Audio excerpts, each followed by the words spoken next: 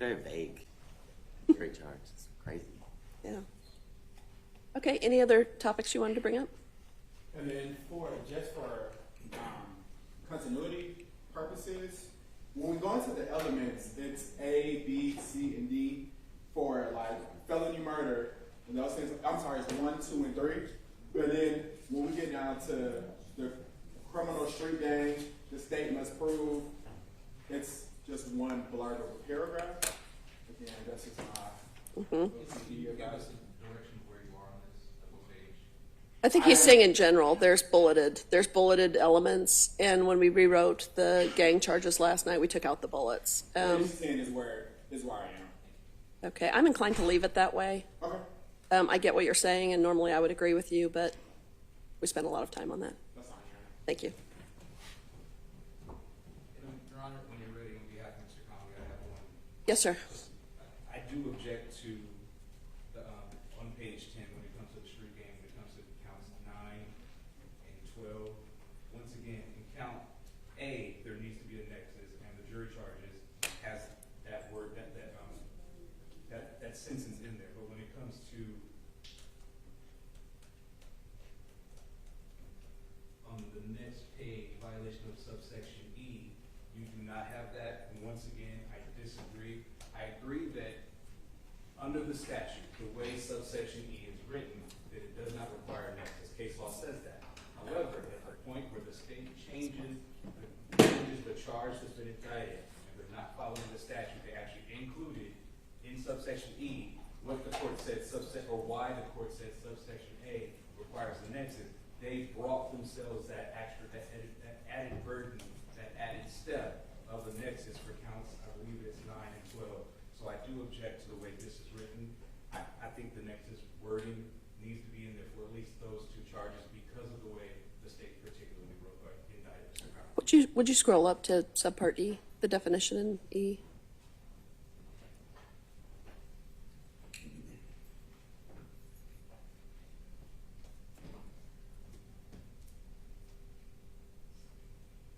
Okay, I'm going to note your objection for the record. And I did modify the charge in part, but I'm going to leave it as is. You just need that objection on record. I know, it's fine.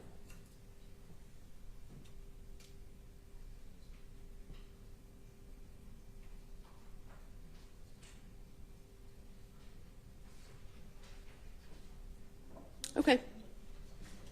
Any other charges that we need to call to attention? Nothing on behalf of Mr. Conley, Your Honor. Okay. All right, and who's going to be closing on behalf of the state? Are you splitting that? Yes, Your Honor. I'm going to open close, and Ms. Young is going to close. Okay, and But let me get Ms. Broderick, okay. As soon as we have Ms. Broderick, you can bring the jury in. Thank you.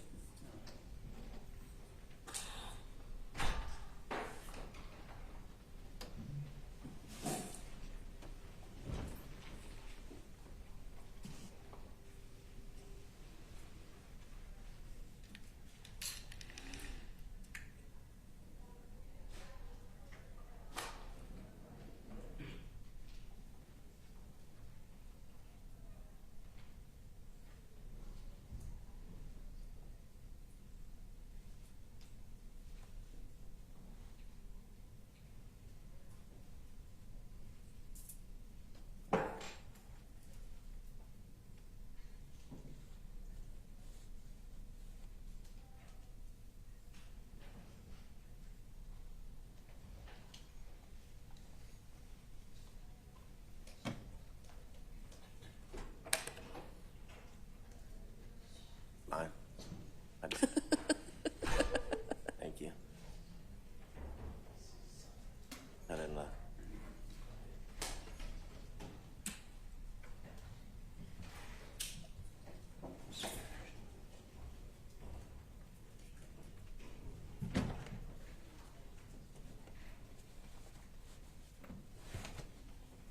Okay, once again, I'll remind the audience, closing arguments can be dramatic and emotional. It's very important not to have any audible or visible reactions in front of the jury, and if you find that you're getting upset and need to leave, it's fine to stand up and walk out.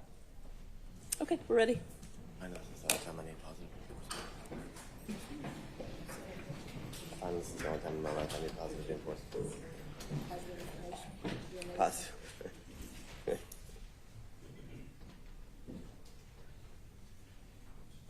No. I mean, I'll be doing that. Addict. What do you like to do? I've seen you close a few times.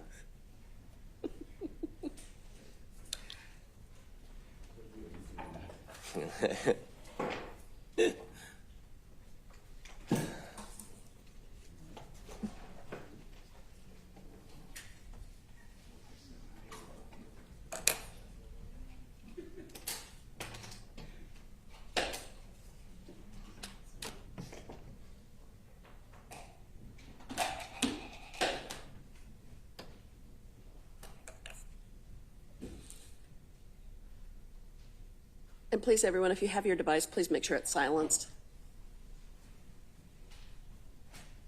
Is it showing? Okay. It is. My God, it might work. Oh, okay. And is your screen fixed today? Yes. Okay. For now.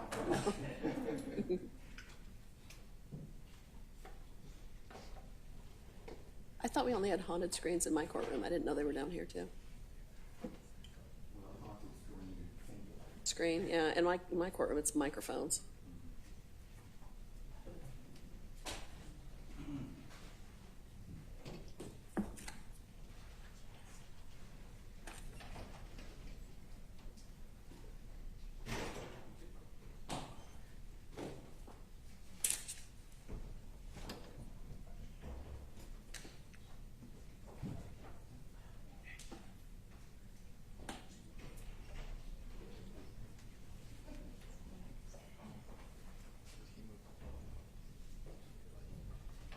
All right, to the jury.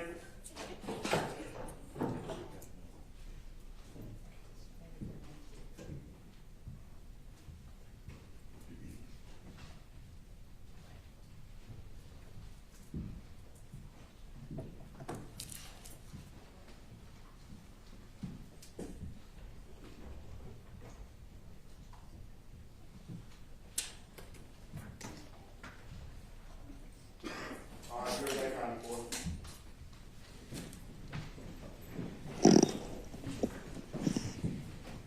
Good morning, members of the jury. All the evidence is closed, and we're now getting ready to hear closing arguments of the parties. I'm going to remind you again that statements made by attorneys are not evidence, and you'll rely on your memories as to what the evidence is. There are going to be 3 arguments. The state is going to open. Then the defense will have an opportunity, and the state will get to argue again because they have the burden of proof. If at any point between the arguments you need a break, you can just let me know. I'll check in with you again because the arguments can be long. And we're planning to provide lunch for you today to try to keep things moving. Okay?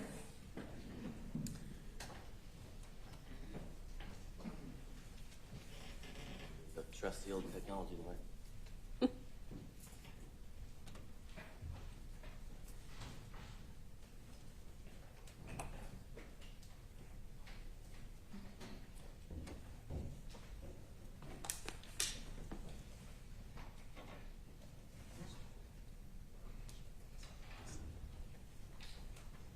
I want to start with talking to you about what this case is not about. This case is not about the actions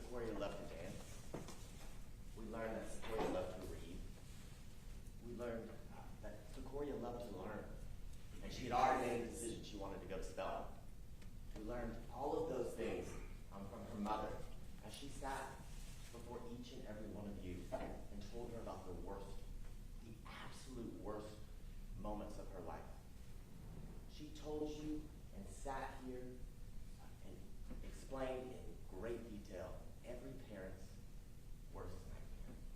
The most unnatural thing in life. She sat before each and every one of you and explained to you all the facts and the circumstances that she experienced in that absolutely terrible moment in her life as she sat before each and every one of you last week. When Charmaine was testifying, she talked to you about how much Secoriea loved her brothers, how much she loved playing with her cousins. And she said something while she was testifying that caught my attention, that I'll never forget. She said she just loved to love. She just loved to love. And this defendant, on July 4th, took that love away from this world, took that love away from Charmaine. But as she testified, she talked to you about the last moments of Secorea's life. And I hadn't caught it, I hadn't heard it, until she sat before all of us and explained to each and every one of us what she felt, what she remembered, and what happened in that car on July 4th of 2020.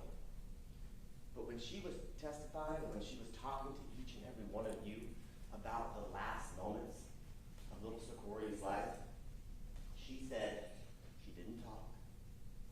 She just looked into her mother's eyes. She just caught her eyes and gazed into her mother's eyes. In the last moments of her life, Charmaine was describing Secoriea still trying to provide that love, that comfort to her mother. And this defendant on July 4th of 2020 shut that light off. Made it so the joy that Secoria's family felt every single moment that they were around her was gone. But Charmaine made very clear that Secoria's memory will live on, that they created a scholarship at Spelman in her name, and that he may have taken her from this world, but he can't take her memory. Her light will always shine on the things that were most important to her. And that was clear from the testimony of Charmaine. That was her family. Now, I want to talk to you over the next 25, 30 minutes about some of the law that the judge is going to explain to you at the end of the trial. And the law that you're going to apply to all the facts and all the evidence that you've heard this week, and feels like more than a week ago. I can at least say it for me. But I want to start with talking to you about your duty, a juror's duty. And your duty is just plain and simple. Be a fair, impartial juror, honestly seeking the truth. You're not to seek doubt. You're here to weigh the facts and weigh the evidence and make a decision. It's kind of what we talked to you when we started the process. It's exactly what we did. We asked you questions, you gave us answers. We asked you some more prying questions, and you gave us answers. And that's how we were able to determine that you, ladies and gentlemen, were the right people for this job. That you could listen to all the facts, that you could listen to all the evidence, and be fair and impartial, and seek the truth of what happened on July 4th of 2020 when Secoriea Turner was killed. Now, again, it's to seek the truth, you're to follow the law that the judge is going to give to you, and you're to deliberate. And we say that, the deliberate part, I know it sounds incredibly obvious, but there have been times in the past where jurors forget that they're supposed to deliberate, and one or two may decide that they don't want to partake in the proceedings. So we just tell you that so you're aware that that does happen, and I don't think it will, but if it ever does, that's something you just bring to the court's attention, and it'll be addressed. You just seek the truth according to the evidence. You are to determine the facts of the case based on what was presented to you over the course of the last 2 weeks. All of the evidence in the form of photographs, videos, testimony that you heard from the witnesses here at this witness stand Up in the courtroom, it sounds like with the bigger jury room, that first day that we started a trial. Now, what you're not to consider passion. You're not to consider public opinion. Whether you are unhappy or like the performance of the police here or in your past. Public feeling and sentiment as it relates to social issues that we've heard a little bit about over the last 2 weeks. Sympathy for the defendant, sympathy for Secoria's family. Whether you disagree with the law, conjecture, you are not to consider penalty or punishment. That's for the judge. And any prejudice you may have. You leave that outside of the deliberation room. And what you are to consider and what you are to use as tools to apply to the evidence and the facts and the testimony that you heard is obviously the law, the testimony of all the witnesses that you heard and your recollection and reviewing your notes, admitted evidence that you will receive at the end of this trial, the elements of the crime, which you'll learn about here shortly from the parties and from the judge, expert witness testimony, physical evidence, and as we all talked about on Monday 2 weeks ago, your common sense and your life experience. You use all of that when you are cycling through and remembering and looking through your notes about the facts and the evidence and the testimony that's come out over the course of this trial. Now, you heard a little bit about this at the beginning of the trial, about whether you can hold the state to its burden of proof. And that burden of proof, it rests with the state. It never leaves the table. The burden of proof is always with this side. The burden is for the state to prove beyond a reasonable doubt each and every material allegation, each and every element of every crime in the indictment that you painstakingly heard me read the first day we started the trial. Now, the judge is going to talk to you about each and every defendant. This defendant, when we started this trial, had a presumption of innocence.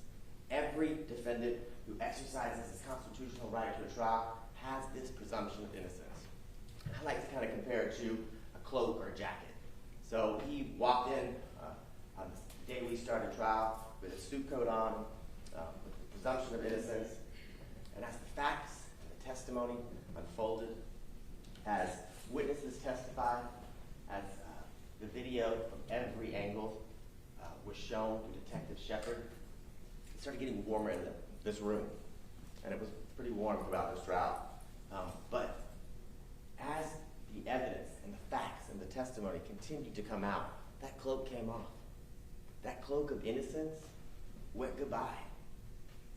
Because the state proved, when we rested beyond a reasonable doubt, that this defendant is guilty of each and every count in this indictment. Now, you're going to hear a lot about reasonable doubt, what it means, and a bunch of lawyer jargon. We lawyers tend to use words that should be easy to understand, but then we take them and garble them and make them pretty complicated. So reasonable doubt means just what it says, reasonable. It's based on your common sense, your reason, your life experience. It doesn't mean an arbitrary or vague doubt. It's a doubt in which you can give a reason. It's a doubt in which is reasonable. Now, the state's not required to prove the guilt of the defendant beyond all doubt, beyond a mathematical certainty.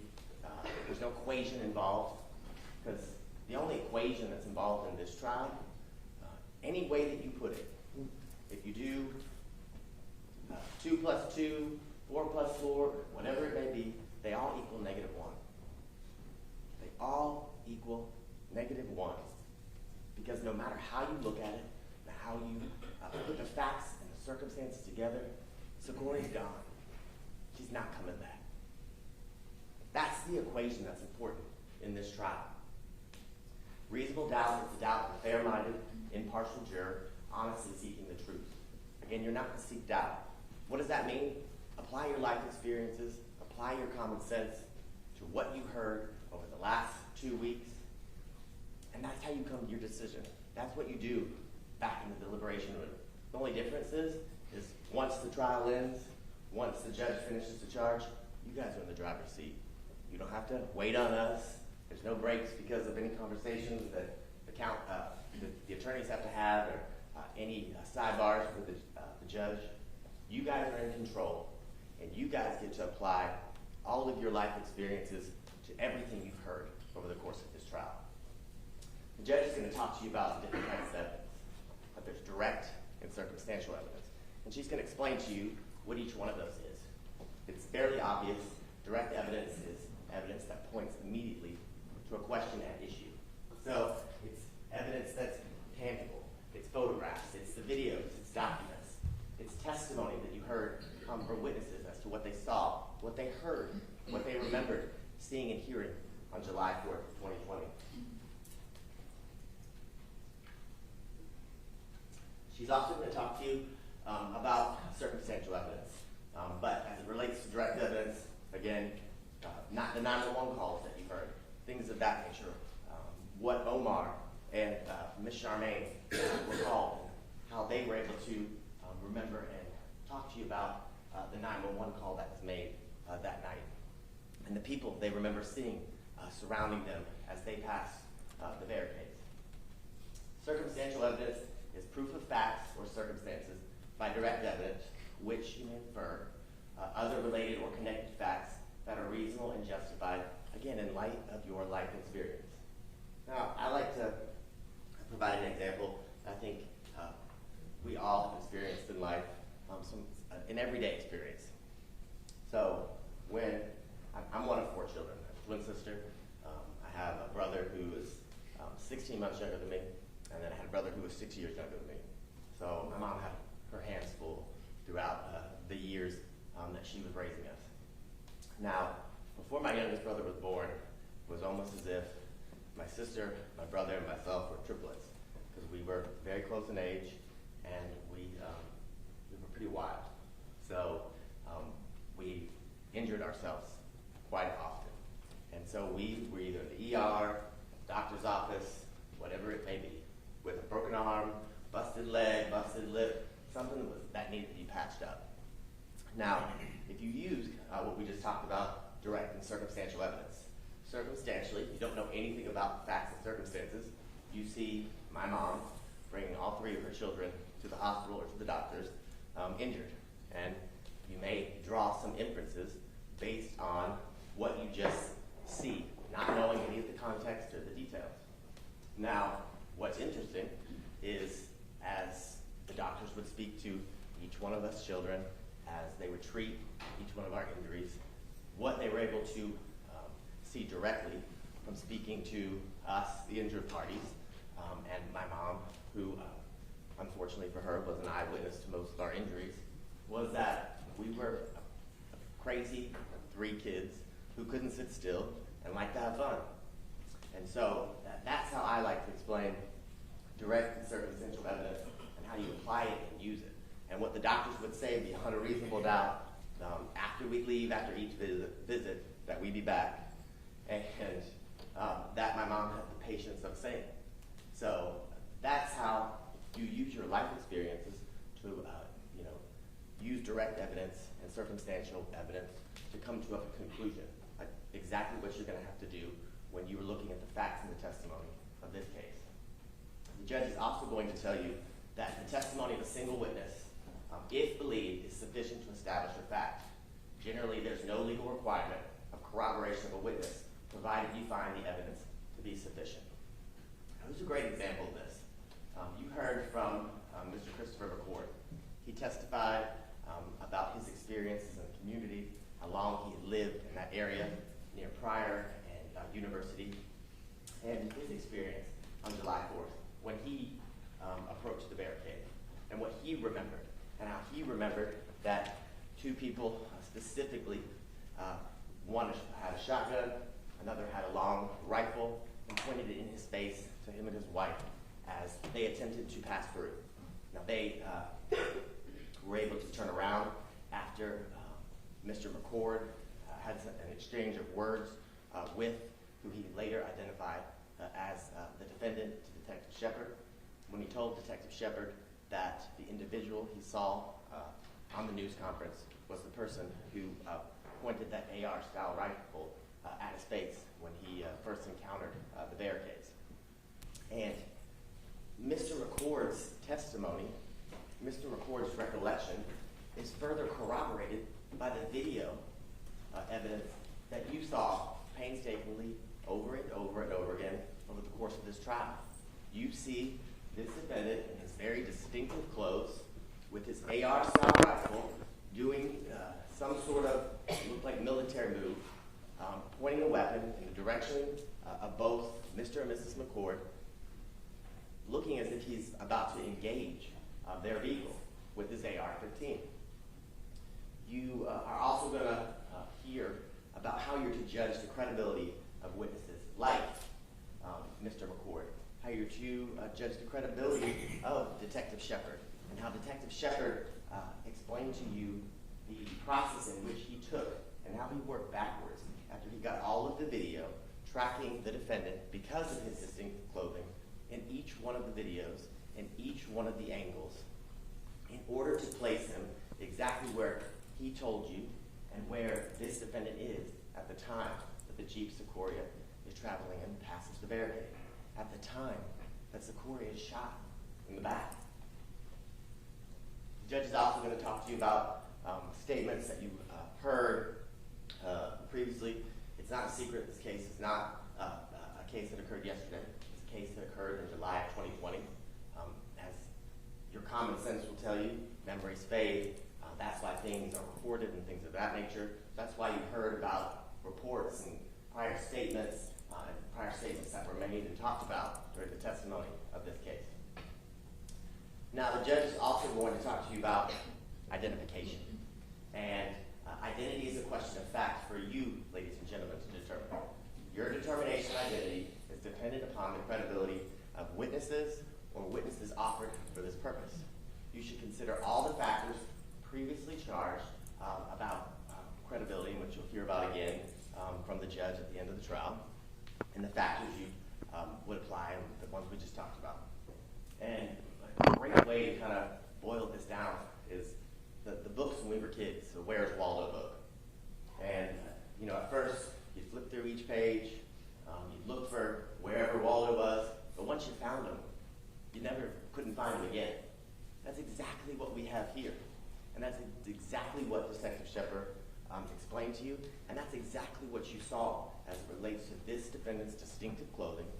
And once you know where he is, what he's by, and when he's at the barricade, you can then use the contextual clues that you've learned from your previous experience of seeing where this defendant is, what he's wearing, and how he looks. And then you never lose him. And that's exactly what Detective Shepard described. And this is exactly who Detective Shepard first saw in the Martyr video,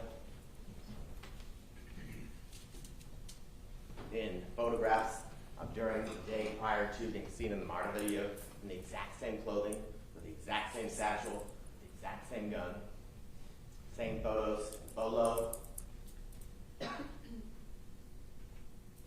The defendant's photo from his license, and the defendant on the day that he did his press conference and provided you the statements that he did along with his counsel that referenced his recollection based on not knowing what was eventually found on the video. That statement was made by this defendant and his counsel before he knew there was more than bolo photos from a Martyr video, before he knew that Detective Shepard had been able to pull video footage from the all-package liquor store, that he was able to pull footage from the BP gas station, and that he was able to pull footage from the 2 cameras at the warehouse, and that he was able to track the defendant's every move as that car approached the barricade. So when he did this press conference, the distinctive outfit was nothing to him. It was just a gang advertisement for the pirate gangs. He didn't know that Detective Shepard was able to track that red shirt with this distinctive red lettering in each one of the cameras that he described to you. Now, I want to talk to you about parties to a crime. And we referenced aspects or parts of this this during voir dire or jury selection. We're going to talk to you about this. And the judge is going to tell you that every party to a crime may be charged with and convicted of the commission of the crime. A person is a party to a crime only if that person directly commits the crime, intentionally helps the commission of the crime, intentionally advises, encourages, hires, counsels, or procures another to commit the crime. The judge is also going to tell you about, and you heard when we read the indictment, about Julian McKinney. And the reason this slide is up here, and the reason this charge is given to you, is that you're not to consider Mr. McKinney and his case and what's going on with it. You're just to consider the evidence that you heard and his role that he played and how he worked in conjunction with this defendant. That's what's important to your analysis, ladies and gentlemen. That's what is important as you view and go through the evidence and remember the testimony. It's the role that Mr. McKinney played and how he worked with this defendant. You're not to consider or worry about what's going on with his case, because his case is for another day and for another jury.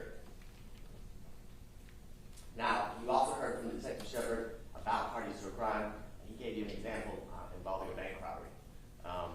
And I'm sure each one of you remember the example he gave and how he gave it, and the importance it plays in providing an example as to basically the actions of one are the actions of all as you work together. And the way I like to think about it and describe is kind of a team sports example.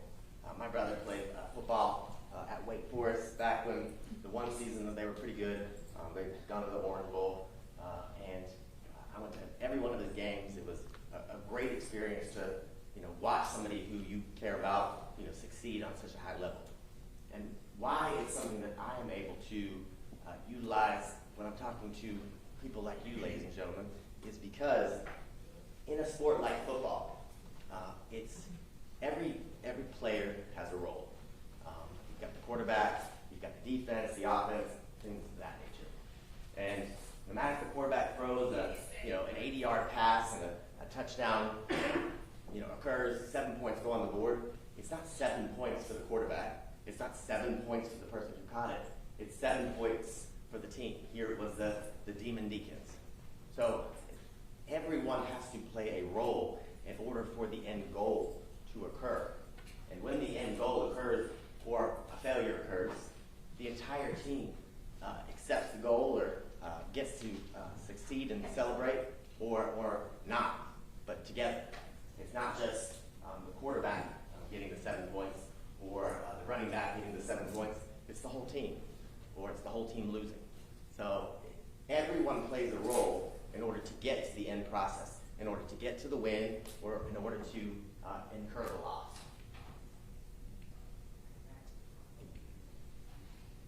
The judge is also going to talk to you about conspiracy, and it's very much kind of like parties to a crime. So conspiracy means an agreement between at least two people to commit an unlawful act. That agreement does not have to be something where you shake hands and a verbal of nature. It can be shown through conduct and presence of the parties involved. The presence, companionship, and conduct before and after the commission of the alleged offense may be considered in your determining whether circumstances arise to the point where you think a conspiracy exists. And what does that mean? It basically just means that the things that you do before, during, and after, the actions that people see, the fact that this defendant and the members of his gang and friends showed up to the barricades, worked in tandem as a team to prevent citizens like you, ladies and gentlemen, from traveling down University and Pryor. And at times when people didn't submit to that authority, when people asserted their own independence on July 4th, they were met with threats and they were met with violence, and Secoriea was met with the ultimate violence. She paid the ultimate price for the lack of submission to their authority. Like I said, the agreement may be expressed, meaning it can be written, things of that nature, but it also can be an unspoken understanding. It can be a group of people, as we heard yesterday, at times, all showed up for the same cause, all actions in the sense that they didn't have an agreement where they wrote down on a piece of paper they were going to not let people pass through the barricade. But the unspoken understanding was the fact that they all participated and didn't let people go through the barricades, and there were consequences that they all worked together to, I guess, provide to individuals who didn't assert to their authority, to individuals who didn't submit to their dominance. What the evidence showed during the last 2 weeks was that this defendant and his other co-conspirators, named and unnamed, known and unknown, through their actions, their words, both had an agreement to participate in a legal barricade. When they did that, they refused to allow citizens to travel through a university in Pryor. And if anyone attempted to disrespect them, if anyone attempted to travel through those barricades, they were met with violence. That's what we saw. That's what the defendant's actions are boiled down to on July 4th of 2020. How do we know there were 2 or more conspirators? You've got video evidence. You've got video evidence from angles everywhere. You've got 3, 4, 5 people at the barricade at times. You've got the defendant shooting with 3 of the people he had been guarding the barricade with through the evening of July 4th. You've got the examples of the agreement with the aggravated assault that was incurred on the McCourts. You've got the McCourts leaving. You've got 1, 2, Mr. McKinney, 3 individuals with guns, all working in tandem, all following the fleeing McCourts.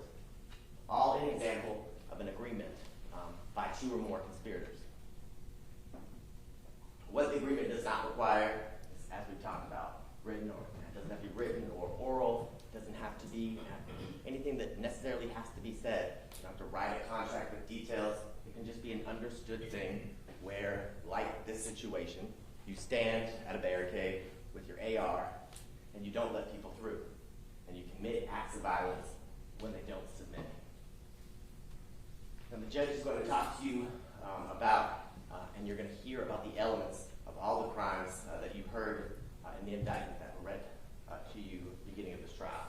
She's going to talk to you about count 1, murder. She's going to talk to you about counts 2 and 3, which are felony murders, and the predicate offenses or acts for each one of those felony murders, that being the aggravated assault with a deadly weapon on Secoriea Turner, and then count 7, which is the criminal damage to property in the first degree for the shooting of the Jeep that Secoriea was riding in when she was killed. You're going to hear about the aggravated assaults in counts 5 and 6 that Omar Ivory and Charmaine Turner experienced when their car was fired on, the same car they were traveling with little Secoriea. You're going to hear about count 8, possession of a firearm during the commission of a felony. And you're going to hear about counts 9, 10, 11, and 12, and then 17, 18, 19, and 20 about those specific charges involving participation in criminal street gang activity and the different subsections that the judge will read and tell you the elements as it relates to each one of those charges.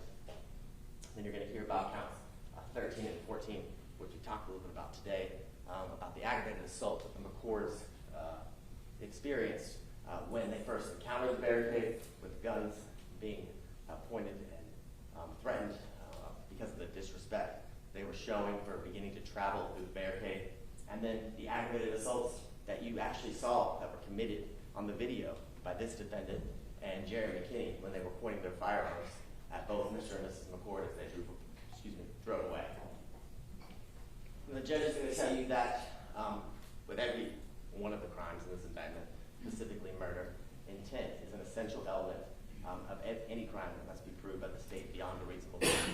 You may be shown in many ways provided before you, ladies and gentlemen, by facts and evidence from the witness stand, from physical pieces of evidence that are entered during the course of the trial from different witnesses, and you may infer from the proven circumstances or by acts and conduct, or it may be in your discretion inferred when it's the natural and necessary consequence of the act.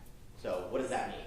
The natural and necessary consequence pointing your AR-style rifle and pulling the trigger at least 8 times as a car, in this instance, a Jeep, where Secoriea was seated in the back, just playing on her phone, watching TikTok. That when you fire that weapon, that high velocity rifle into that vehicle, the natural and necessary consequence, it's going to hit somebody.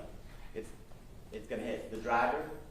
In this instance, it could hit Charmaine, and in this instance, it did hit Secoriea Turner. And the natural and necessary consequence of getting shot with an AR-style rifle is death, is murder. It does not mean the intention to violate the law or to violate a criminal statute. It means simply the intention to commit the act that is prohibited by the statute. The state must prove that this defendant caused the death of another person, here, 8-year-old Secoriea Turner, unlawfully and with malice aforethought. The judge is going to talk to you about what that very antiquated term malice aforethought means. Malice is not necessarily ill will or hatred. Rather, it's the unlawful intent to kill. You may find malice in the circumstances show that this defendant acted with deliberate intention to unlawfully take the life of another person, to deliberately fire his high-velocity rifle into a car that's carrying 3 people that led to the death of Secoriea Turner.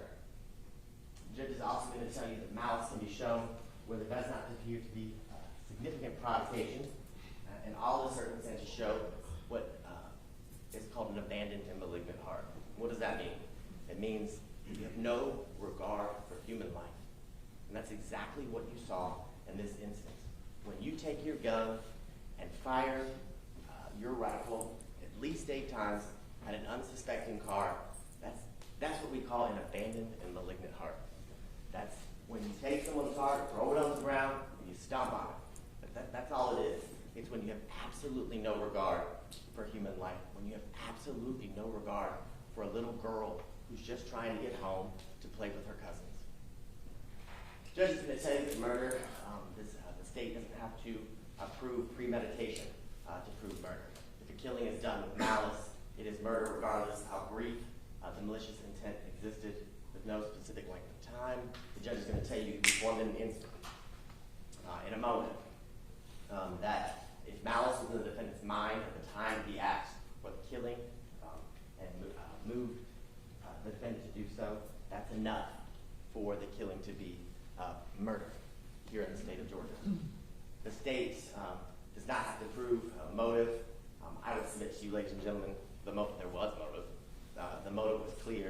It was the defendant and his members of his illegal barricade militia felt disrespected, and because of that disrespect, they just opened fire on the vehicle that Secoriea were just riding home in. The judge is also going to tell you and give you the elements of felony murder. And felony murder, you can find it in counts 2 and 3. And with felony murder, there's always going to be a predicate act. In this instance, the predicate acts are aggravated assault and criminal damage to property in the first degree. And the judge is going to tell you, unlike malice murder, felony murder, no proof of malice is required. You don't have to show you express or implied malice, we just talked about. There's no intent to cause the death. That's not required. What's required is that if the death occurred while the defendant was engaged in the performance of a felony act, an aggravated assault, criminal damage to property in the first degree, shooting into that vehicle, and someone dies as a result of it, that's felony murder. Again, that's the natural and necessary and expected consequences of an act, such as the one that this defendant committed on July 4th of 2020. And again, the predicate acts are aggravated assault and criminal damage to property. The judge is going to tell you about what aggravated assault with a deadly weapon is. Pretty straightforward, self-explanatory for once. It's an assault with a deadly weapon. The judge is going to say that as a matter of law, a firearm, a rifle, a handgun, things of that nature are considered a deadly weapon as a matter of law. To constitute an assault, actual injury need not be shown. The evidence only must show that the defendant attempted to commit a a violent injury to the person of another. As it relates to little Secoriea Turner, her mother Charmaine, and Omar Ivory, we have both. We obviously have a devastating injury caused to Secoriea that ended her life, but then you have no injury, but obviously the intent to provide that violent injury was there and provided as it relates to both Charmaine and Mr. Ivory. They just got lucky. They survived. You're also going to see 2 counts, counts 13 and count 14, with the very same charges, very same elements as it relates to the McCords, Samantha, and Christopher. And as you saw on the video, after that distinct clothing was seen in the Martin video,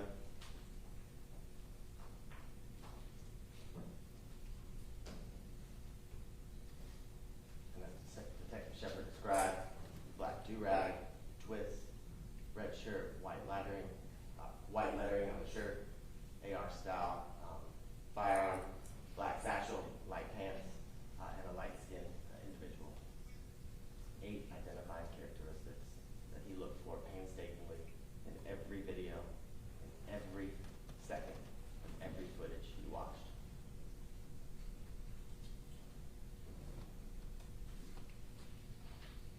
Now, the judge is going to tell you about criminal damage to property in the first degree, exactly what it sounds like it is.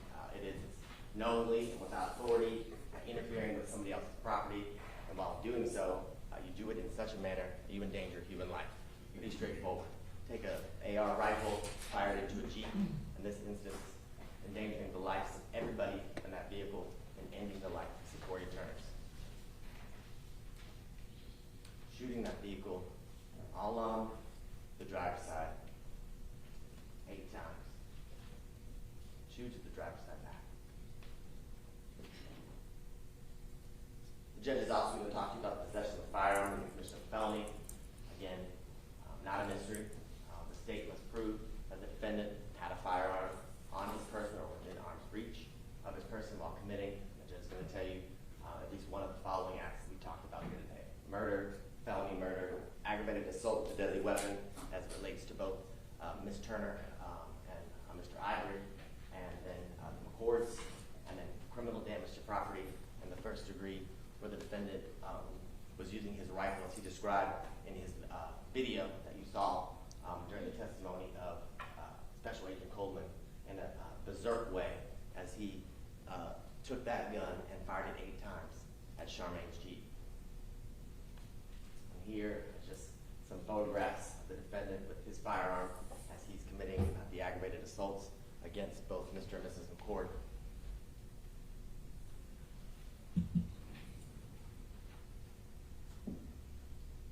Showing the defendant in the exact same clothing that Detective Shepard described, that you just saw in a different angle. Still holding that firearm during the felonies just described. And the judge is going to talk to you about the remaining counts, counts 9, 10, 11, and 12, and then 17, 18, 19, and 20, which involve the violation of the Street Gang and Terrorism Prevention Act, the gang counts, and the indictment. The judge is going to talk to you about each one of the subsections, subsection A, B, and then subsection E. You're going to hear about the elements of each one of these counts as it relates to what's required for subsection A, what's required for subsection B, and what's required for subsection E. The judge is going to define and give you information as it relates to participation in criminal street gang activity and what that means. The judge is going to tell you that person commits the offense of the violation of the Georgia Street Gang Terrorism and Prevention Act, the gang count, when that person, while associated with a criminal street gang, the Pyrie Bloods, commits a crime that constitutes criminal gang activity. What's criminal gang activity? In this case, the judge is going to tell you it means commission, attempted commission, or conspiracy to commit, which we talked about, any offense that involves violence, aggravated assaults, for example, murder, felony murder, and the possession of a weapon or use of a weapon. And here, like we just talked about, murder, felony murder, aggravated assault with a deadly weapon, criminal property in the first degree and possession of a firearm during the commission of those same certain felonies. And the judge is going to tell you, you are to consider criminal gang activity. She's going to talk to you about the tools that you are to utilize when you go back to, during deliberations and how you are to consider how criminal gang activity can be shown. The judge is going to tell you that the commission of any offense that would constitute criminal gang activity by any member or associate of an alleged criminal street gang, here at the Pyru Bloods, and that you are able to make that determination as it relates to whether there's the existence of a criminal street gang and criminal street gang activity by looking at those offenses, by utilizing the information that was provided by Special Agent Coleman, the information that was provided by this defendant and his Instagram as it relates to his membership and association with the Pyru Bloods. The judge is going to tell you for the subsection A counts 9 and 17, that the state must show beyond a reasonable doubt the existence of a criminal street gang, here the Pyru Bloods, that the defendant is associated with that criminal street gang, the Pyru Bloods. He told you that in his own words, and what Special Agent Coleman described as his autobiography, outlining his gang membership not only in the Pyru Bloods, but in the G-Shine sect of the Bloods prior to that. And then the judge is going to talk to you about that the defendant committed or participated in criminal gang activity, and that the state showed a nexus or connection between the crimes that were committed, the aggravated assault, the murder, the felony murder, and the interest or furthering the interests of that gang. And here, as Detective Coleman talked about during his testimony, was clear that the acts that were committed, the acts that killed Secoriea Turner, were all due to the disrespect that was shown to this defendant and the members of his gang. That they didn't stop, they didn't bow down, they didn't submit to the authority of this defendant on July 4th, and they paid the consequences for it. It's as simple as that. She's going to tell you for counts 10 and 18, which is subsection B of our Gang Act, that the state must show the existence, again, of a criminal street gang, that the defendant is, again, associated with that criminal street gang, and that the defendant participated, again, in criminal gang activity, and he did all of that in order to maintain and increase his status or position in the gang. And you heard from Special Agent Coleman about how one increases and maintains his status or position in their gang. It's not about rank, he told you. It's not about things of that nature. It's about doing things in a highly visible manner. And because of that, you gain respect. You put in the work, and people watch you put in the work, the way Special Agent Coleman described it, which is exactly what happened here. This was, as we heard from Ms. Salloway yesterday, this was a crowded area. It had been crowded since the death of Rayshard Brooks. I think she said she started going to that location at University and Pryor the very next day on June 13th. And then from June 13th on, it was her core, I think she said 10 to 20 people, and then every day hundreds of other people showed up to protest and support the movement as it relates to the social injustice, as she described, for George Floyd and Rayshard Brooks. And at some point, this defendant took that movement over. That on July 4th of 2020, this defendant and the members of his armed militia took that movement over and turned it into a deadly celebration on the 4th of July. It's as simple as that. And did that in front of all of those people, as you saw in the video, and as was described by Detective Shepard, as was described during Special Agent Coleman's testimony. And then lastly, counts 11, 12, 19, and 20, which are your subsection E of our Criminal Street Gang Act statute.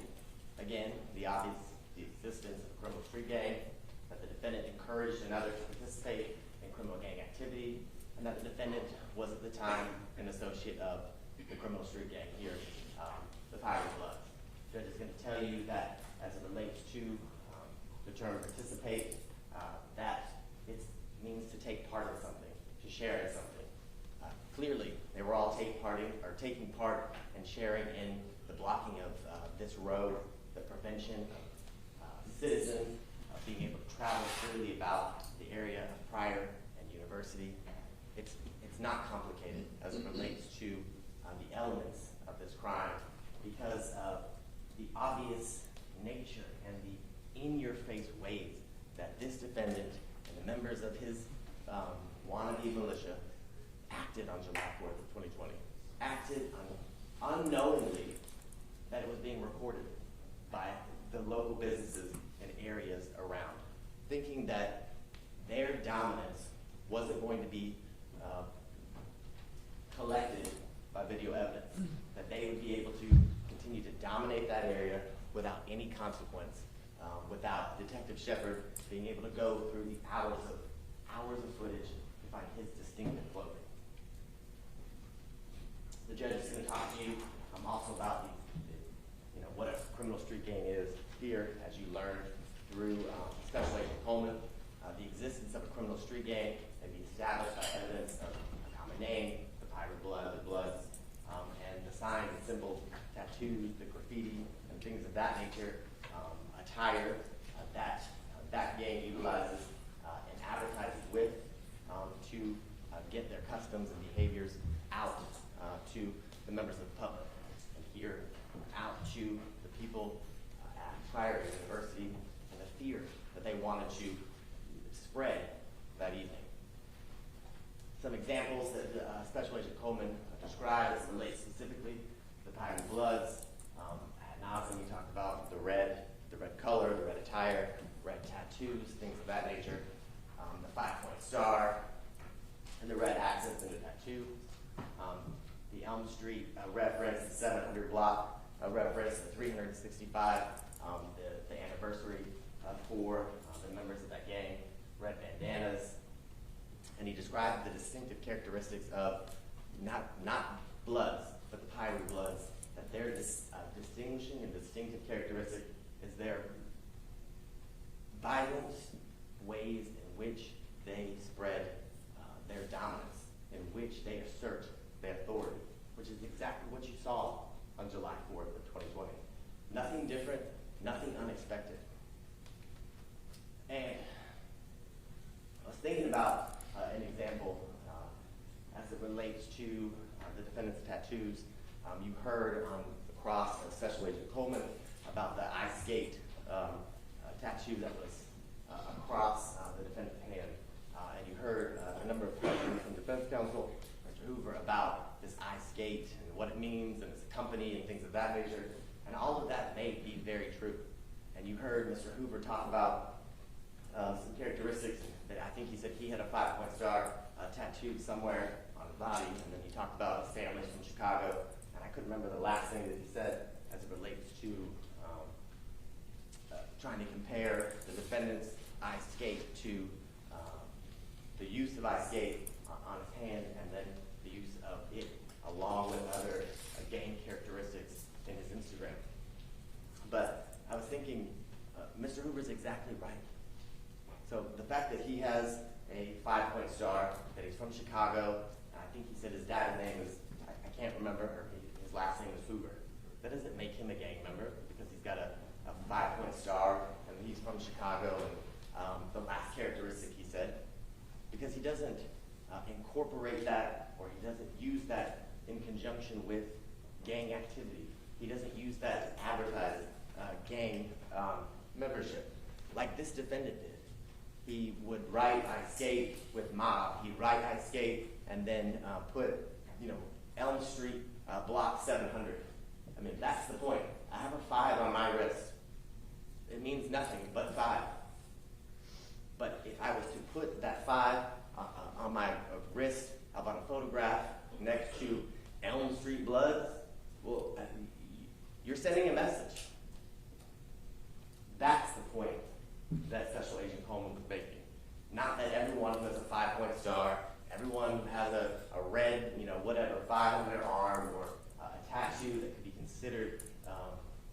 gang identifier is a gang identifier. It's what it's used in conjunction with. It's the behaviors, it's the language, it's the message that you send along with your tattoo, which is exactly what this defendant did throughout his Instagram. He talked to you about some of the graffiti that he saw in relation to the area of Wendy's where Mr. Brooks was killed. He talked about the identifiers as it relates to Mr. Brooks being a member of the Pirate Bloods, and that being the purpose and why the members of Pirate Bloods gathered in this area, and the things that he saw.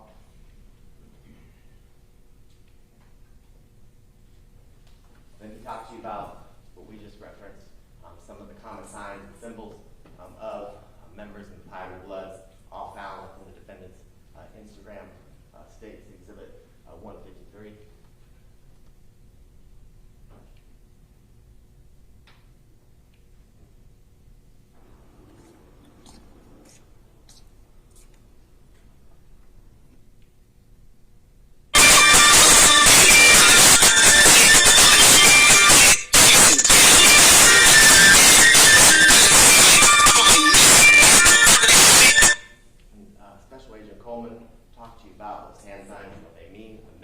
Significance that they are to the members of the Pirate Bloods and this defendant, Julian Conley. He talked to you about each one of these hand signs and why it was important to his analysis. That this defendant was a gang member, this defendant used his gang membership to commit criminal acts.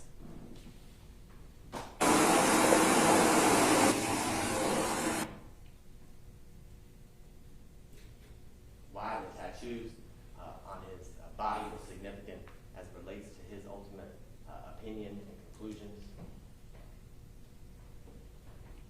We talked about the background of not only the Bloods, but specifically the Pirate Blood sect, and how and why it's a criminal street gang.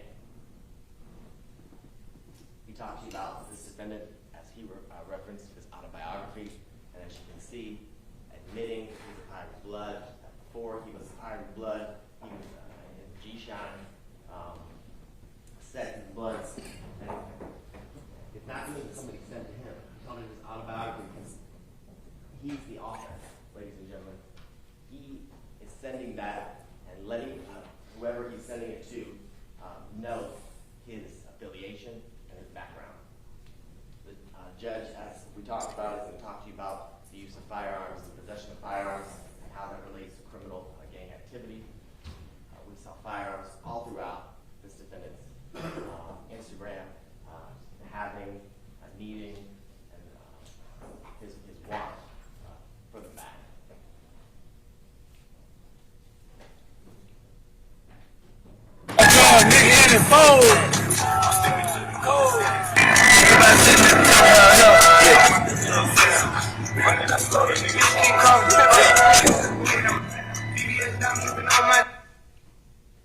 Play nigga, keep a gun. I keep a Glock G-lock in my back pocket. Pocket rocket, let it pop it, let it go berserk. Blood stains on my shooting on my t-shirt. Said the nigga moving pounds, but it's cheap work. Yeah. That video, and I played it a couple times with especially Coleman. I wanted to play it again for you, ladies and gentlemen, today, because that video describes exactly what this defendant did on July 4th of 2020. He used his gun, and as he described, he let it go berserk, so he could get stains of blood on his shirt. On July 4th of 2020, the stains, the blood on his shirt was of an 8-year-old child. An 8-year-old child. 8-year-old Secoriea Turner. Again, there's more photographs, firearms. After the incident, this defendant is seen again a few hours later. Same shirt, same satchel, same firearm. And ultimately, Detective Coleman, or Special Agent Coleman, talked to you about the circumstances surrounding why this defendant was there, why members of his gang were there, why that territory was important to the Pirate Bloods. And they engaged in this pattern of criminal conduct that they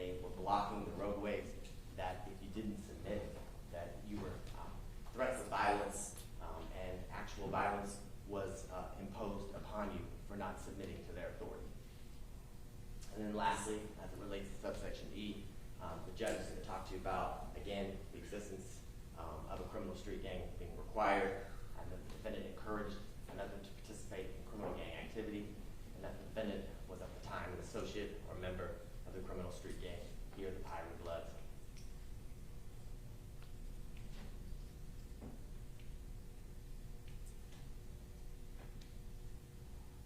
What do we know about July 4th of 2020? We know this defendant was asserting his authority with members of his gang. He was doing so he could control the area of Pryor and University, that people would submit the power and the authority that he exhibited and exuded, and if he didn't, it was, in his eyes, disrespect.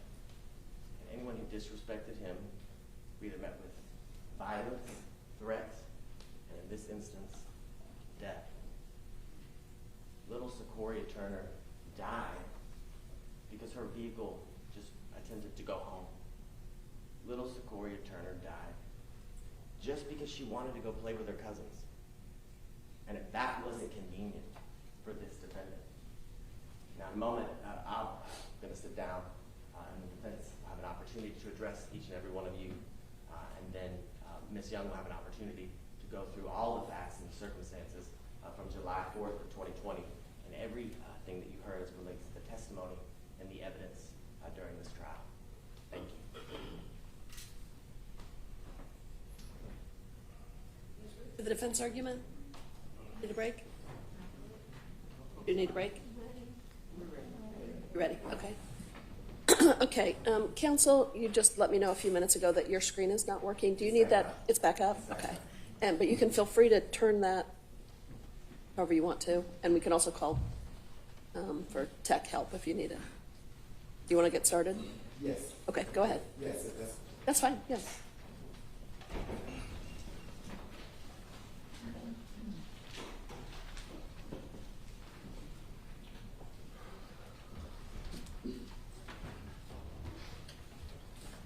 we've gone from gang to armed militia, and I guess if we go much longer, we'll be a terrorist organization. But, as I said, what a way to go. When you rush to justice by rushing to Julian, you disregard the fact that the math, the mom, and the man behind the wheel all agree. Julian did not do it. When you rush to justice by rushing to Julian, and Detective Shepard is your shepherd, you end up lost in lies, half-truths, conflation, and exaggeration. Detective Shepard could not utter a sentence without a noun, a verb, and Julian Conley did it. A noun, a verb, red distinctive shirt did it. A noun, a verb, red distinctive shirt, white distinctive writing, dangling AR-15 in a satchel.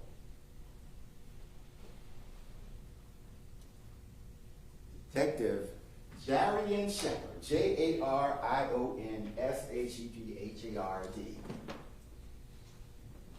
sat there, blue suit, gray shirt, blue and yellow tie, dangling lies, half-truths, conflation, and exaggeration dangling from his tongue. Again, my name is Arnold Regas, and I am proud that I am joined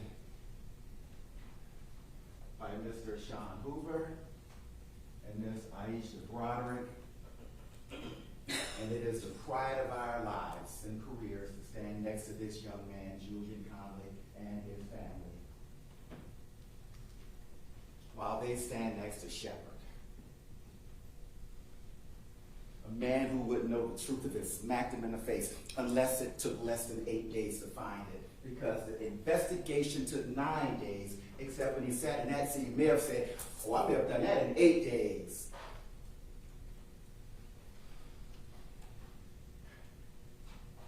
Julian deserves better than 8 days. You deserve better than 8 days. Secoriea and her family deserve better than 8 days. You talk about that beautiful young girl wanting to go to Spelman, loving to dance, loving to love, loving life. And you take 8 days to investigate. He sat there, blue suit, gray shirt, blue and yellow tie, dangling lies, dishonesty, deception, half-truths, conflation, and exaggeration.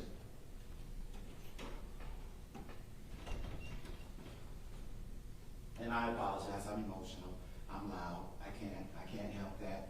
I know the state said it's not about emotion, it's not about passion, but I'm gonna be me, I can't help that. I am a poor kid from the projects of New Orleans, the Calio Project, and this is just who I am. But when you rush to justice by rushing to Julian and Shepherd is your shepherd, you're left with lies, half-truths, exaggeration, and conflation. And he knows it. He knows it. Ladies and gentlemen of the jury, I like red too. My fraternity loves red. Sometimes I walk around with my red backpack and I'll hear judges talk about you and that red backpack. I see you walking all down the street with that red backpack. It's the first thing I notice. Before I notice your 6'4" person behind in chambers, I notice that red backpack. Because it kind of stands out. Well, ladies and gentlemen of the jury, and I don't do this to be hokey or corny or inflammatory, but this case is brought to you today, or my closing is brought to you today, by the color red.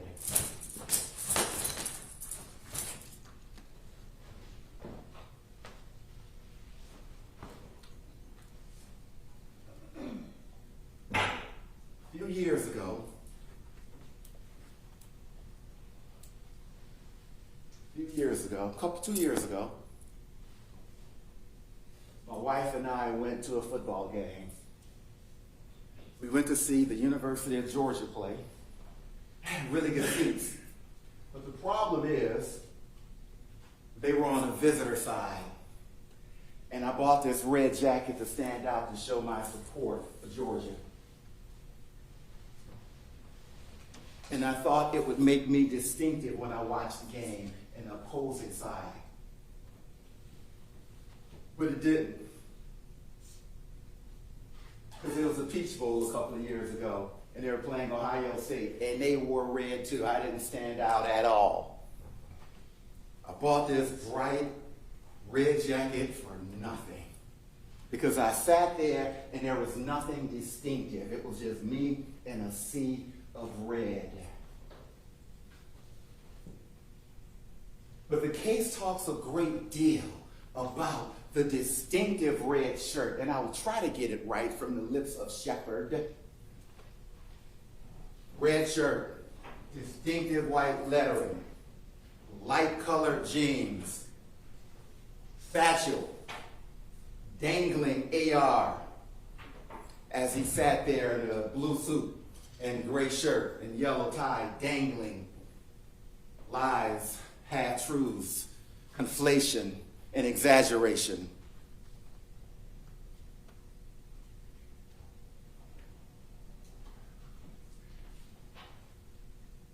I don't know where to begin with him.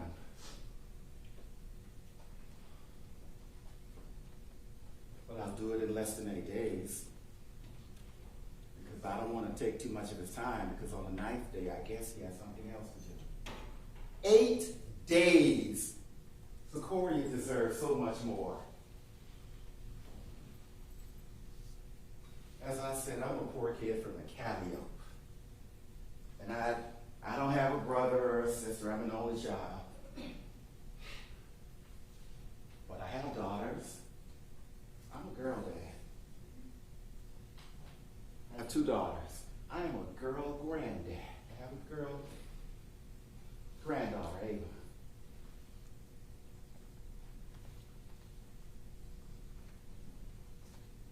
Secoriea should have gone to Spelman. My daughter, my younger daughter, went to an HBCU. She didn't go to Spelman, she went to Howard. HU, you know.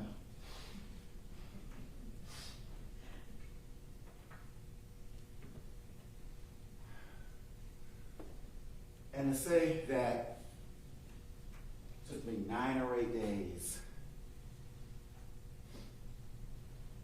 because within that 8 days, he had clues upon which he never acted upon.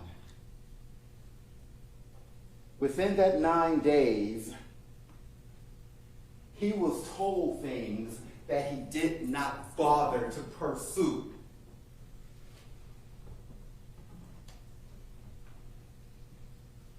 But first, we're going to talk about a few of his lies as he sat there with that smug face.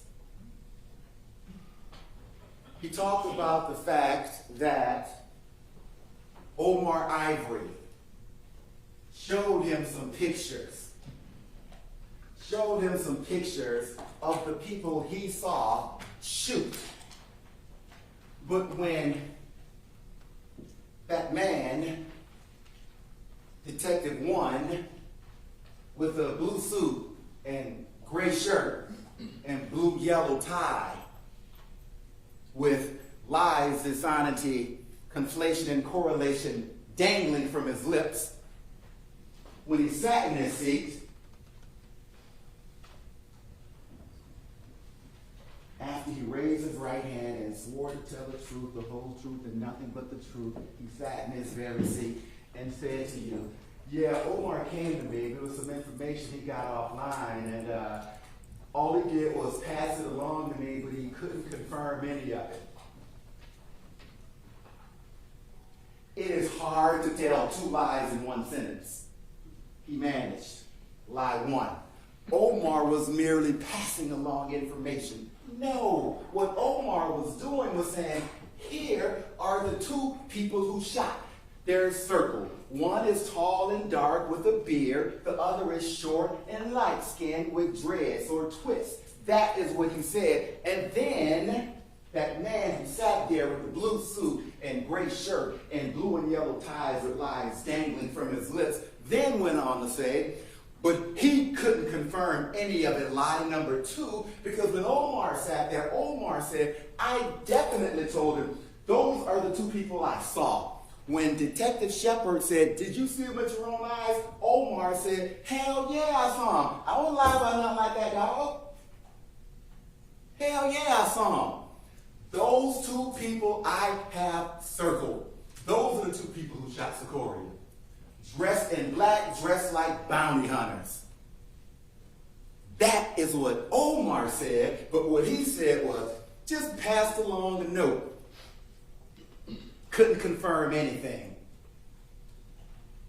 1 sentence, 2 lies.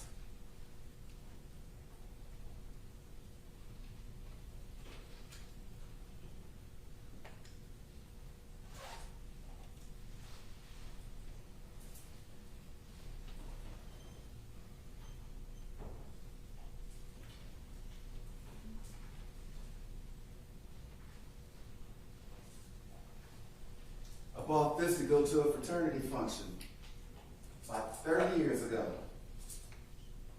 Once again, it wasn't distinctive because everybody was dressed like me.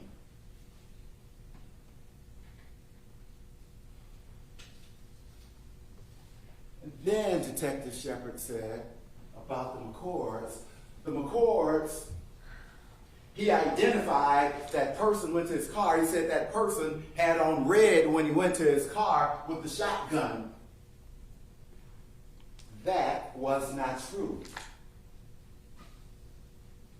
The McCords, Mr. McCord, said that a person came to his window with a shotgun wearing black. And another person was standing in front of the car wearing black. Now, I want to be clear. I know nothing about guns. Despite what I do, I know nothing about guns. But people keep telling me there's a big difference between shotguns and rifles. Fine. But no one ever said anything about Julian with the shotgun. It was always red shirt, white distinctive writing, light jeans, satchel, dangling, not a rifle. But he sat there and said the McCords identified him in his red, untrue.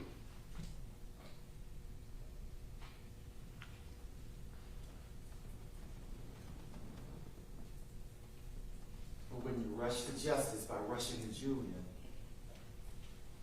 sometimes the truth doesn't matter. And when shepherd is your shepherd, it certainly will not.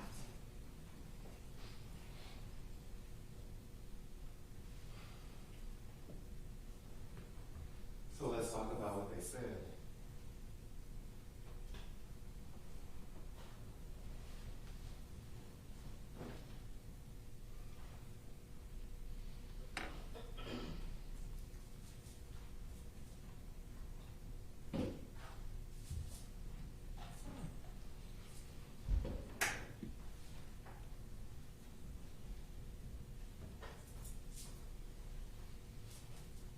They said they saw the barricade. They went around the barricade. I think Omar said he may have slowed down for a second, but then he accelerated around the barricade. And that's when they saw people there. The people were saying, whoa, whoa, whoa, as if to try to get them to stop. But then Omar proceeded through that barricade, sped up, went a little faster, and went through that barricade. And when he went through that barricade, people started shooting. They got down to that second barricade, and eventually they got to a place and they stopped. And they turned around, and about 3 or 4 minutes later, they came back through the area. They came back through that area where those bullets had met them once before.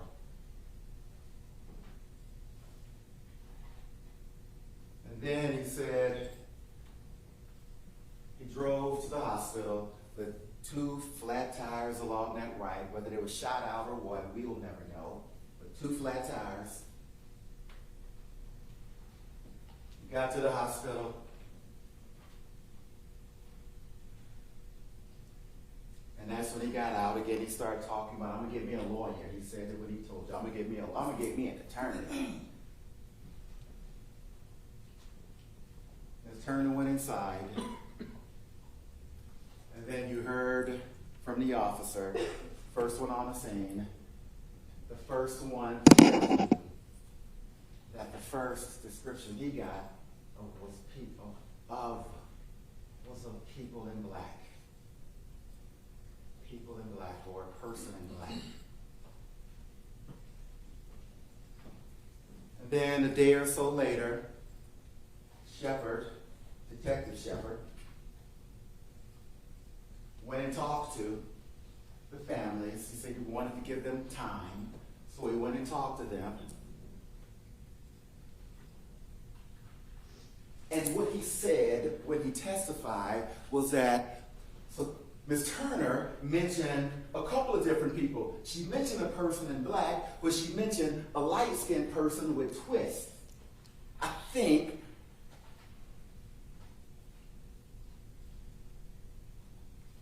I won't call that a lie, but as the saying goes, there are lies, there are damn lies, and there are half-truths. Well, that was a half-truth. That was a half-truth.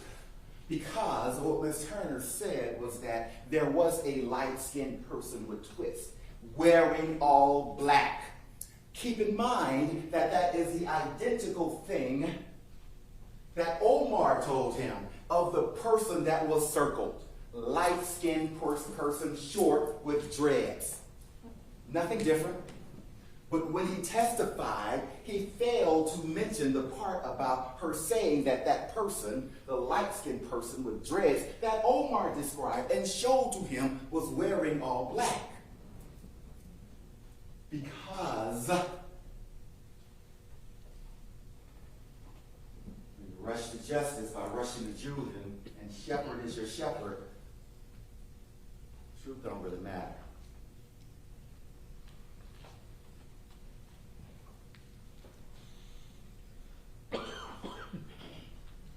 She said all black. And then another point, she said black pants and a white t-shirt. Never did she ever say the word red.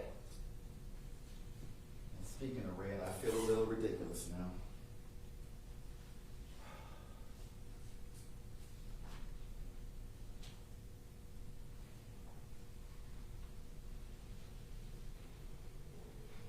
She never mentioned the word red.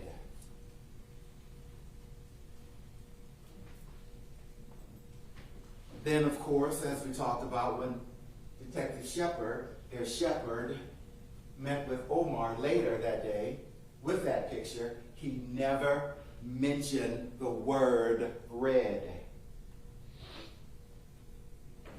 I like red. I think red stands out. Red is the kind of color you notice. You notice red. There's a person sitting on the second row now. I don't even have to look, but I know that she has on red. I know that when the McCords got out of that car, Mrs. McCord had on red.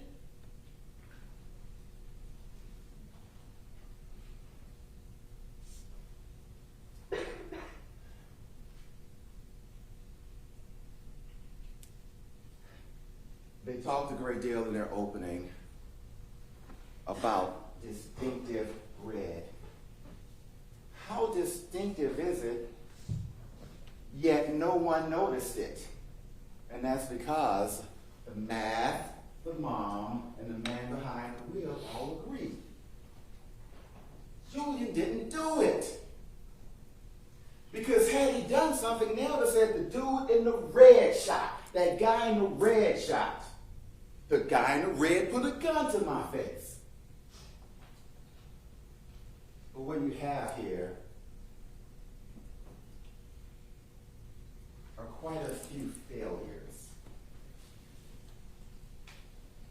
As the state just talked about, gang, inflammatory word, gang, and more inflammatory words, armed militia. There's an elephant in the room. And I don't mean Delta. There's an elephant in the room. The city of Atlanta abandoned them. The city of Atlanta said, y'all good over there.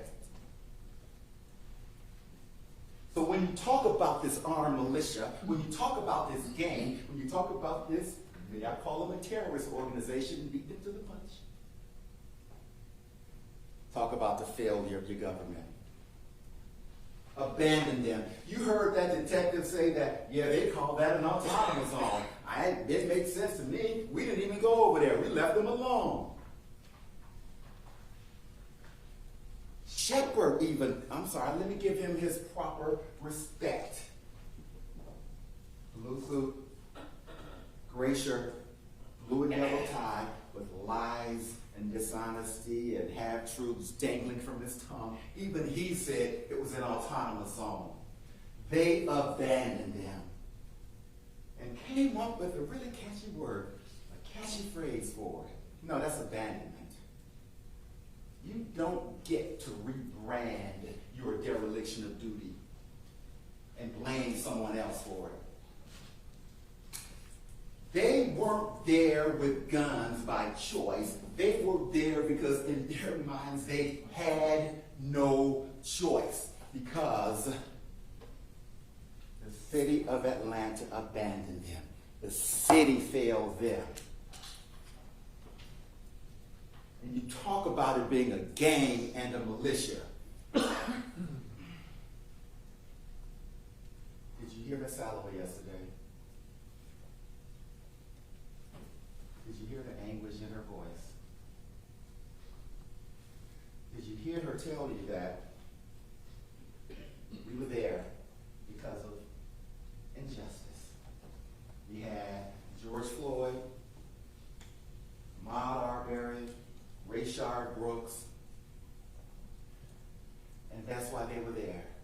She went to that Wendy's the day after it burned down, after the killing of Rayshard Brooks. I'm going to ask a rhetorical question.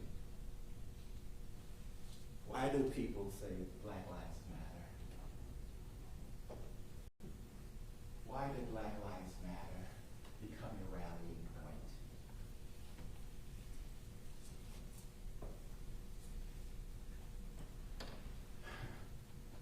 A dumb example. My wife and I were in China once, and one of us said, "Why do I see no Chinese food restaurants here?" Well, because it's just called food in China. Because it's there, you know it's there.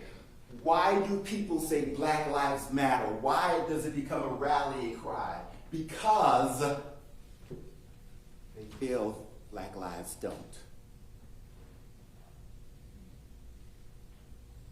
They have to say it over and over again, convince themselves, and maybe they'll convince others. We matter. That's why she said they were there. It had nothing to do with gang activity. It had nothing to do with being an armed militia. It had everything to do with saying we matter. See us, feel us, understand us, if you will. And that's why they were there. She told you that every day. It was a group of 10 or 20 of us every day, but then every other day, hundreds or so people may come by and take pictures and tag themselves. It had zero to do with gangs and everything to do with community. Did you hear the video they played of the bus? And man went to that bus and said, "Wait a minute, they're for the community. Let them through. They're for the community." Because that's what it was about. It was about community. It was about, damn it, our lives matter. See us, feel us. And perhaps, if you will, try to understand us. That's why they were there. And to call that an armed militia.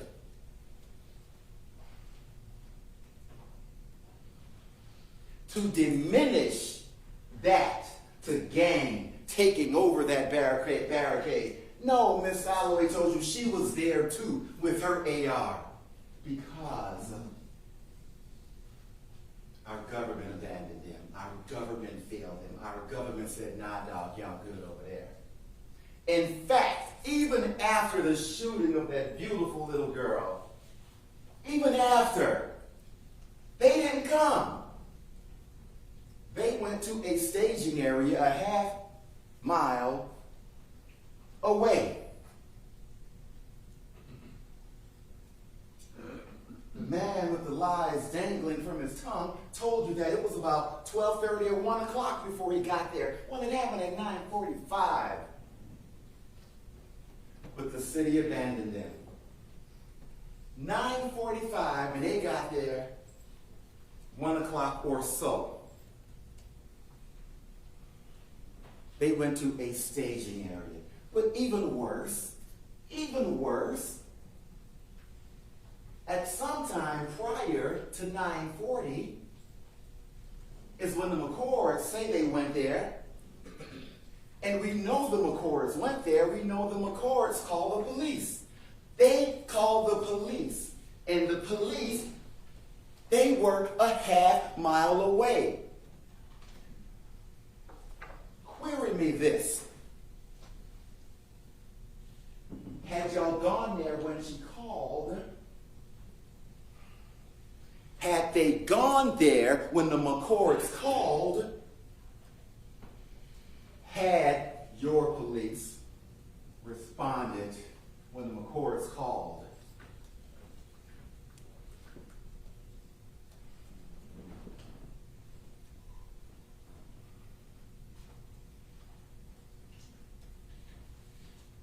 No, it's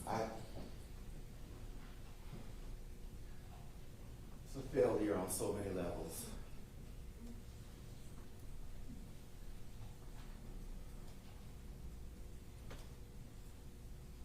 You know, we watched that video, and I believe we played all of it. It's 10 minutes from 9:40 to 9:50 on University Avenue from camera 2, and we're going to show it again. When I asked that first officer, when I said the mood was festive, wasn't it? Or they may have asked it, and he's like, with disdain, nah, I didn't find anything festive about it. There were kids doing cartwheel. I didn't see anybody doing cartwheels. There are people cooking out. Well, you can call it that if you want. The disdain in his voice for the people left abandoned.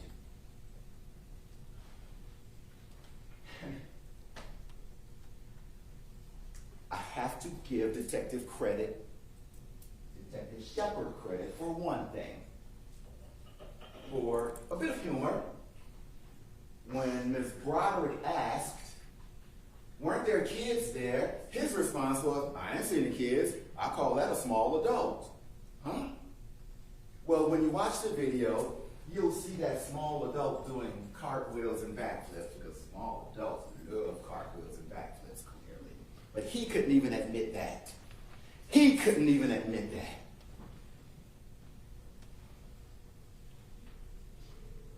But they talk about this was gang activity.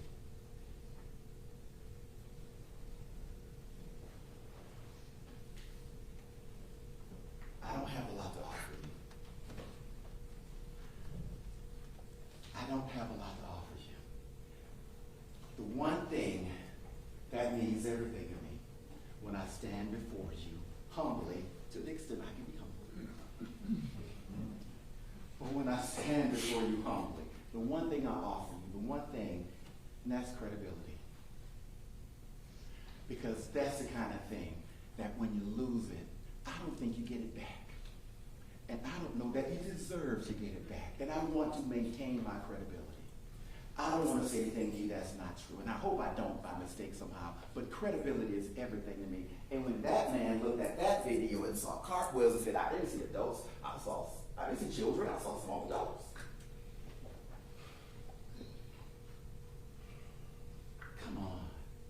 Come on. As he sat there with that smug look on his face. But now is the time I would love to be able to walk over here and look at Julian and look at his family. I would love to be able to say, Julian was not in the gang. He was just a capper. He was just a pretty noob. That's all he was. He was just a capper. But I can't. Not credibly. I am not going to do there were no children, there were small adults thing for you. You deserve better. He deserves better.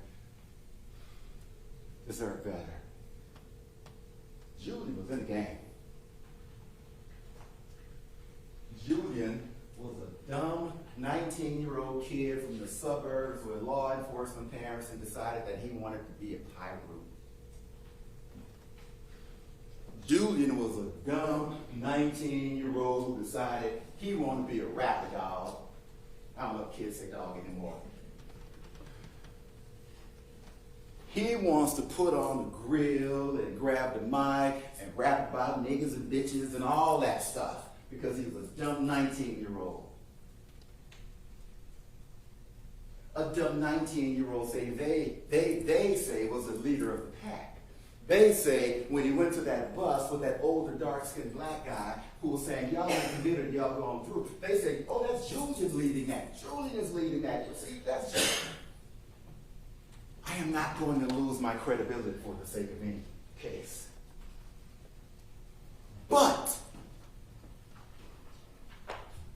rush to justice by rushing to Julian, and you can't bother waiting for 10 days. 10 days is too many. The things like truth and credibility are out the window. But they call that a game. Because when this happened, July 4th of 2020, 5 years ago, and whoever wrote up these charges, and they went to our district attorney's office, a year or so later, they said, it looks good. It looks good. It looks really good. But I think you need to add something. Can you take this and see if you can find a gang angle to it? And then it was turned over to Homeland Security and whomever to look for a gang angle.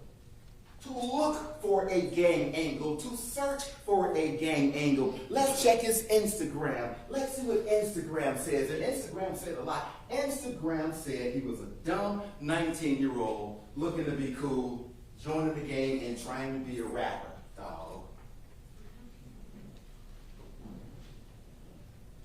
But as the saying goes, when your only tool is a hammer, every problem is I know y'all said it to yourselves, nail.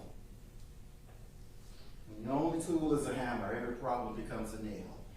They decided that the police should look for a gang angle a year or so later.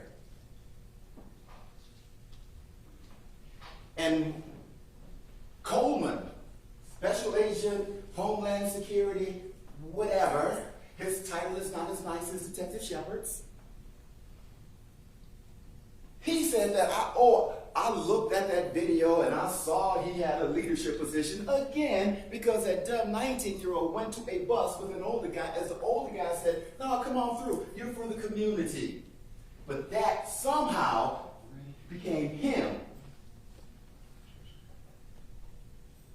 Let's watch that video.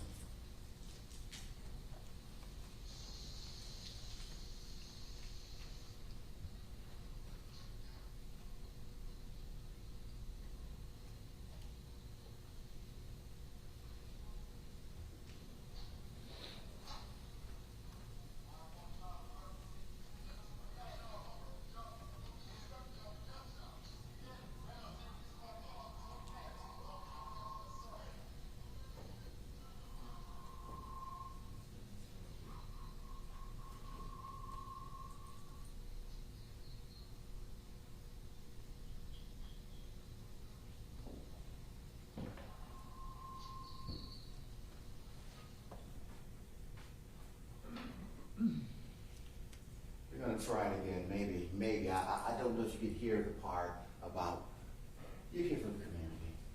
Let's play it again. Let's play it again for the cheap seats in the back.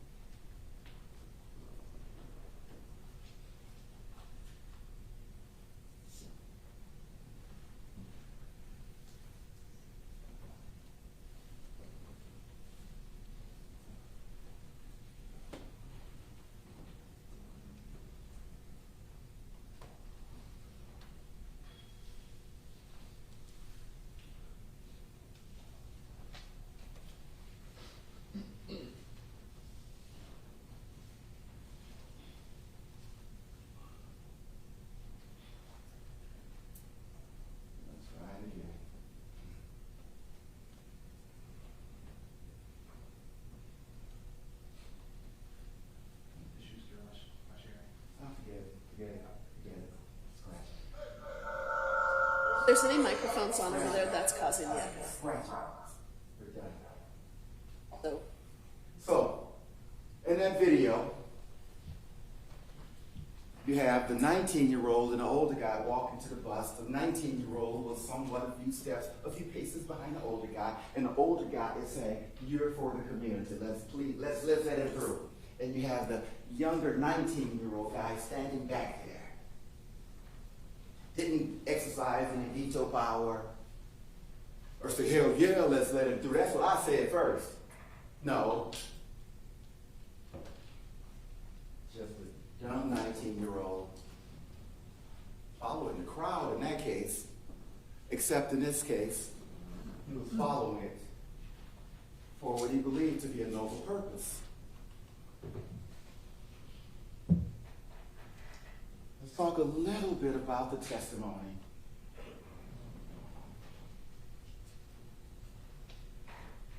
Words like Black Lives Matter.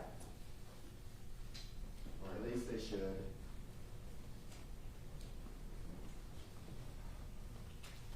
I don't know if you remember, again, way back when I stood before you and I did what's called an opening statement. And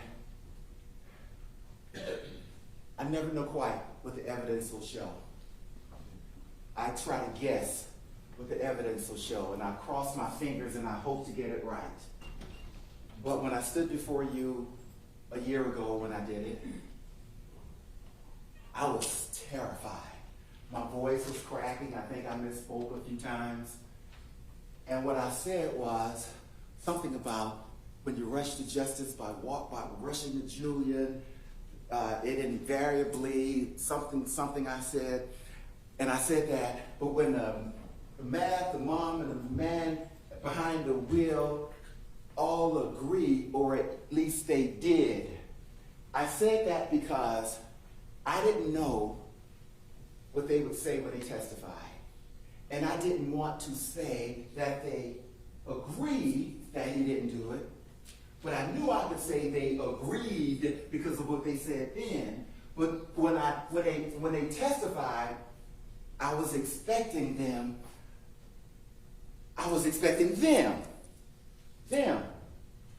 one of them, any of them, all of them.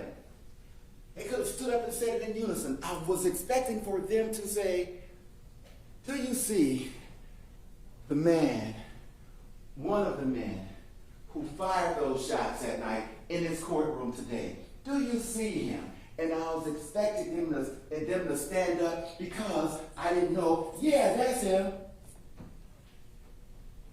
But they didn't ask that question. They did not ask that question. And there can only be two reasons why they didn't ask it. Either because they didn't know what the answer would be, or because they knew exactly what the answer would be. And then, when Omar sat there, I was waiting for them to ask him. Omar's a wild card. Do you see that person or those persons in that picture you photographed, or the people who shot at you? Do you see that person in this courtroom? I was expecting him to say, "Yeah, dog, I see him. I see him right there." But no, they didn't ask. And they didn't ask, and there can only be two reasons. Either one, they didn't know what he would say, or number two, they knew exactly what he would say. But they didn't ask. They did not ask. Yet, when young lady Jasmine from Cobb County, who loved sitting there, I think she gave you all a peace sign when she walked out, loved sitting there. When she testified about the gender reveal color thing that somebody threw under the car, they had no hesitation. They asked her, "Do you see that person in this court right now?" She stood up and said, "Yeah, that's him right there."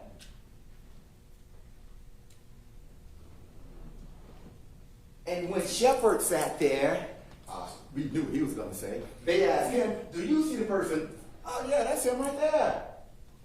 Red shirt, distinctive lettering, light colored jeans, satchel, AR dangling.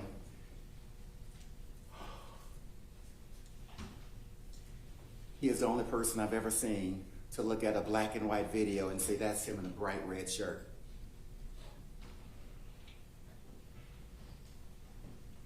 They never asked that question.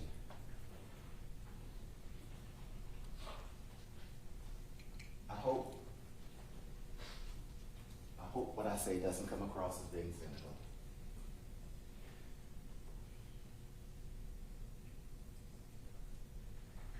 I have a great deal of respect for Ms. Turner. As much as they wanted her to say she saw somebody in a red shirt, she never would say it. All she would say is black shirt, or at one point, white shirt, black jeans. She never would say red shirt. Never. Omar. And I can't help but sometimes come across as being a little bit mocking. A little bit. I can't help but have a bit of respect for him either, because he never once, as much as they wanted him to, he never once said red shirt. Never once said red shirt. Even when you look at the McCords, he never once said red shirt. They didn't even ask him, do you see the person or people? Never didn't ask him. They didn't even ask his wife, do you see the person? No, never asked. So you have to listen to what they ask, and sometimes listen more closely to what they don't, because they only have two reasons for not asking. Either they don't know or they do. But they didn't. So as the McCords drove off that night, made that turn into that package store, saw him pull out the car, pull over the car, and get out of the car with the gun in his right hand. Again, I don't know guns, but he said it's a .380, and my gun people say a .380 is a small gun. But you see him get out that car with that .380 in his right hand. And he said just as much from that stand. He had a gun in his hand when he got out.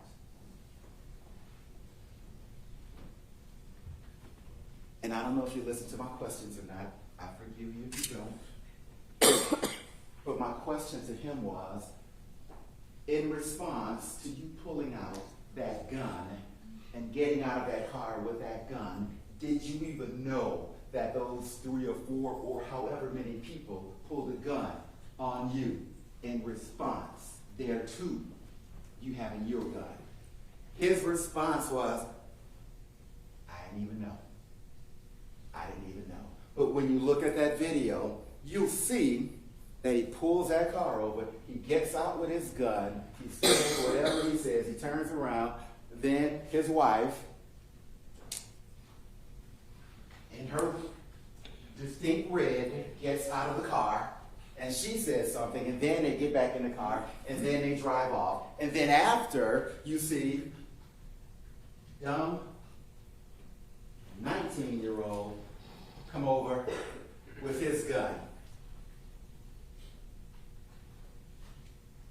He didn't even shoot at the people who had a gun in his hand, yelling at him. You see him come out, get out of this, walk over there, and does a little thing like this for a second, and turns around and walks away.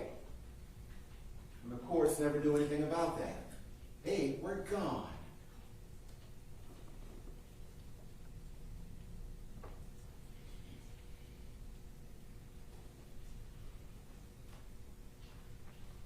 You know, I really enjoyed learning a little bit more about Mr. Abadi. I have to say that. You know, I don't know if you all gathered this throughout this process, but I'm going to speak for myself. We don't hate each other. In fact, I think they're good people. Great lawyers, better than I can ever be, but great people. I really respect, well, most of them. I haven't gotten to know one of them. But just Good guy, good guy. But a trial is not about us. It's not about me. It's not about them. And to some extent, of course, it is about him. But it's also about us, the collective, all of us. A trial is about who we are and who we say we are. It's about what the judge is going to tell you. They have the burden of proof. He has nothing to prove. Zero to prove. He doesn't have to say anything, do anything, show anything. All he has to do is sit there. Nothing to prove, and they have everything to prove. That is about who we are. So it's not about, well, he didn't do this, he didn't do that, I wish he'd have done this, but damn it, he ain't got it. Because that's who we are, and that's what we say we value. So it's about him, yes. Not about him, not about me, about us, about what we say, the values that we say we hold dear. It's about, the judge is going to tell you that if you have a grave suspicion that he did it, and only a grave suspicion that he did it, your duty is to find him not guilty, because a grave suspicion is insufficient. The judge is going to tell you that you can only convict if there is no reasonable alternative theory consistent with innocence. The judge is going to talk to you about reasonable doubt. And as Mr. Abadi said, you know, lawyers, we screw things up. I don't know if he said that, but I think he meant that. We screw things up with words. We take words that should be simple and we butcher them. We mess them up somehow.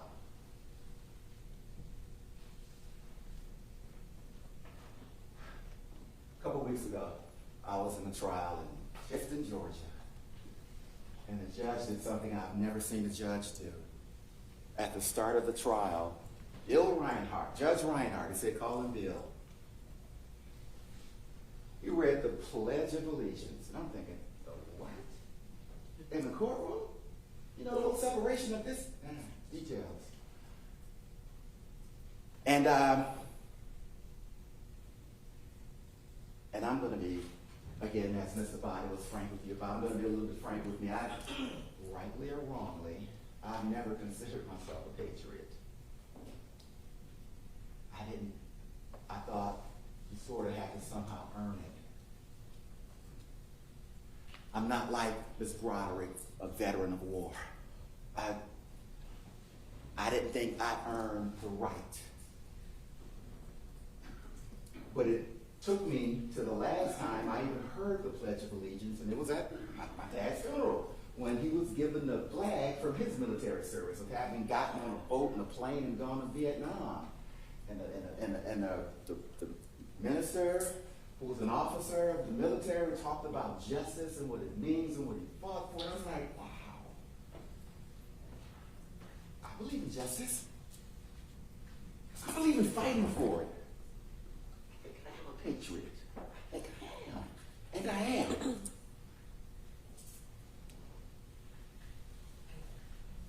He talked about you don't have to love everybody or like everybody, but that doesn't matter. You don't have to like what everybody says, but that doesn't matter. We're all, as Mr. Body said, we're cloaked. We're cloaked in this thing that has to be more than a thing, an idea that has to be more than an idea. It has to be who we are. And this idea, it's not about your suspicion. It's not about I believe he did it, I believe he didn't do it. It's about did they prove it beyond reasonable doubt. And that's who we are. At least that's who we say we are. And as, you know, lawyers mess things up, the way I think of reasonable doubt. My wife and I were watching TV a few nights ago. I let her have the remote control this time, or as I like to call it, every time. And she does what she always does. She found her way to a documentary. And this documentary was on CNN. And it was something called, How Did It Happen? Why Did It Happen? Something like that. And it told the story of this young girl.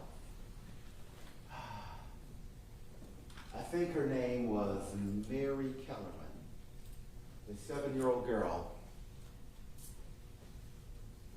in a suburb of Illinois, suburb of Chicago rather.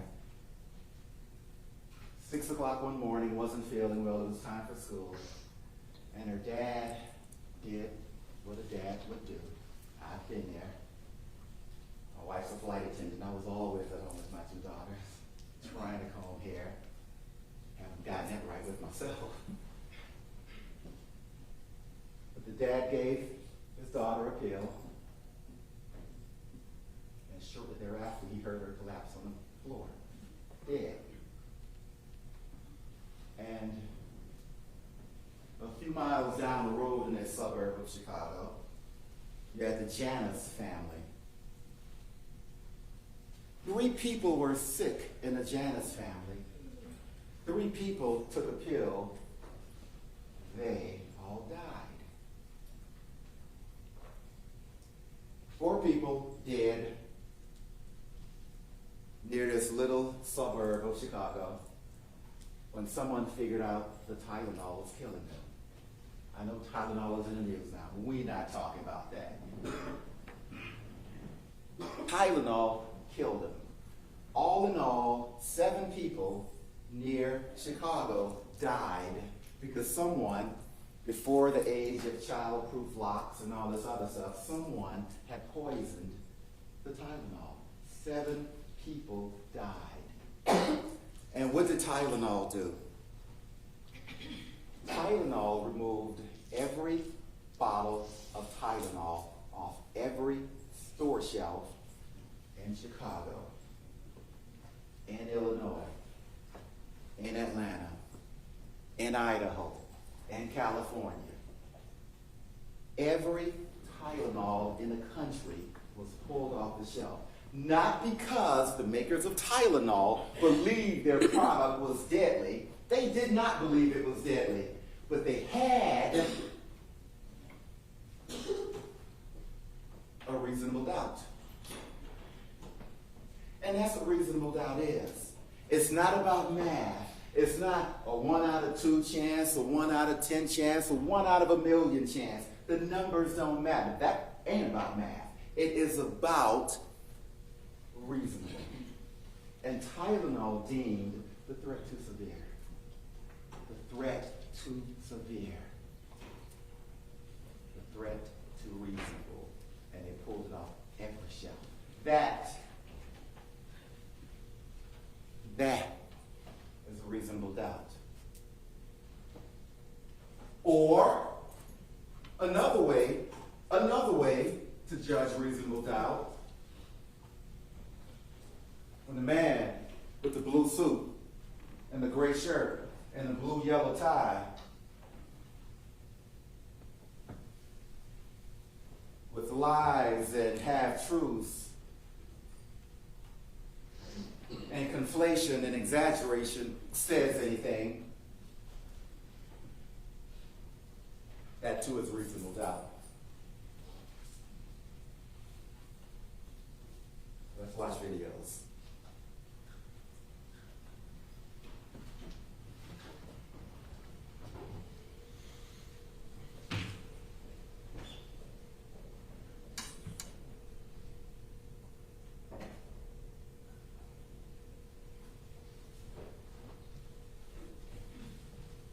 I want you to get a feel as best you can of what the night was like.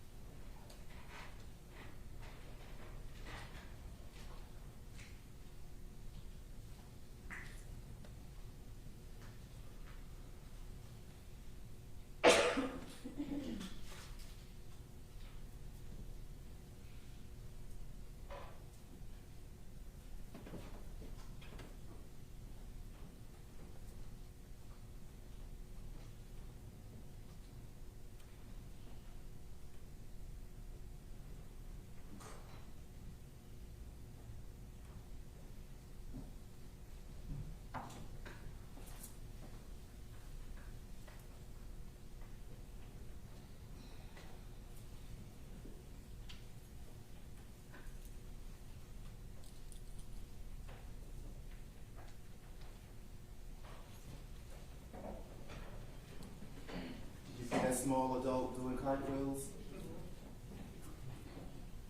Small adults love that.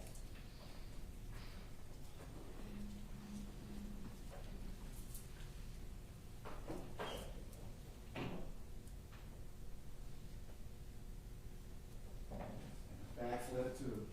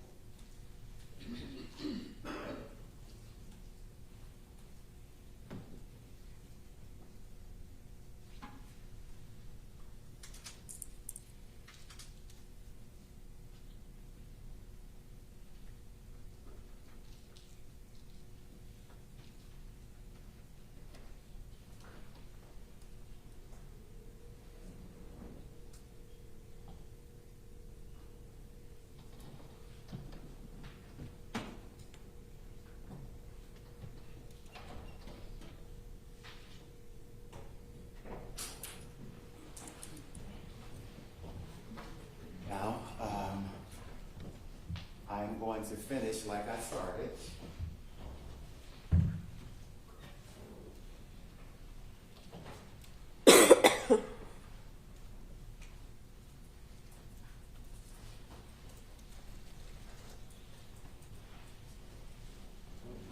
I guess had I gone to a Wake Forest game and watched Mr. Body's brother in their black and gold, perhaps I would have stood out in my red, but I didn't at the game I went to. Or perhaps had I been on that University Avenue that night, I would have stood out. Or perhaps if Julian had been in that red and white actually doing something, he would have stood out, but he didn't. I hope you got a good look at the video at both of them. I hope you saw community. I hope you saw kids, small adults doing cartwheels. I hope you saw that guy walking his dog. I hope you saw the grills and the smoke. I hope you saw families. They were there for community. They were there to uplift their community. They were there to love their community. And because they're abandoned by the city, whose job it is to serve and protect, the city left them unserved and unprotected. They were there to serve and protect their community. You heard Ms. Salloway. Every day they were providing food for people. They got in the bathroom. They were going to get 2 showers that day. Salloway planted a garden. They were there for community. There was no meeting of the minds to take over. This is blood territory here. The only gang Ms. Salloway was in was a gang that loved her community.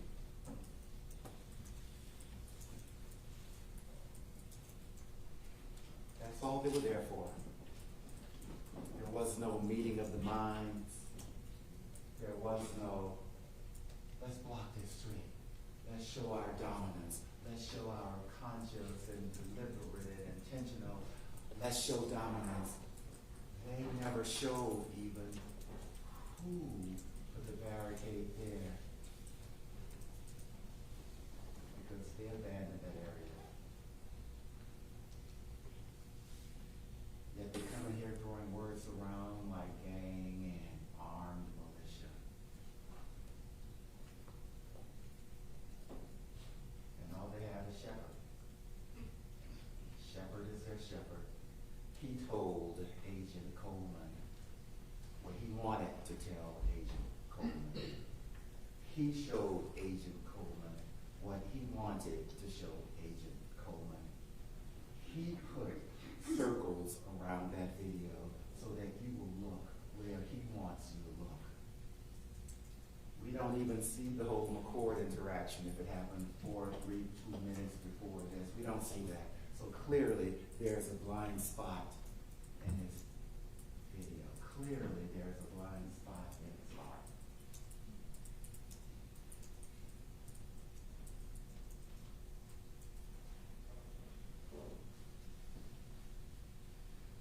When I think more about that second video you saw at the last barricade, and you saw that car go by, and you saw the person kneeling or squatting, and you saw him creep behind the barricade.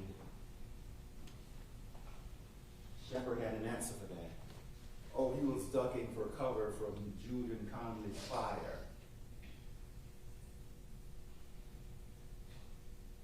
Does that what it look like to you? Really? Really? Is that what it looked like to you?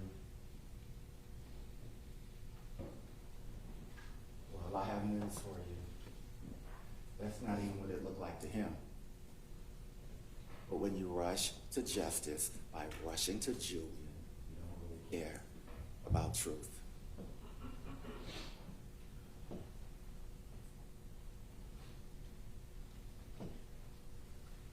Now, the way the rules work, I don't like these rules. I have to sit down. I don't like that. I'm scared. I'm scared like I was last Wednesday.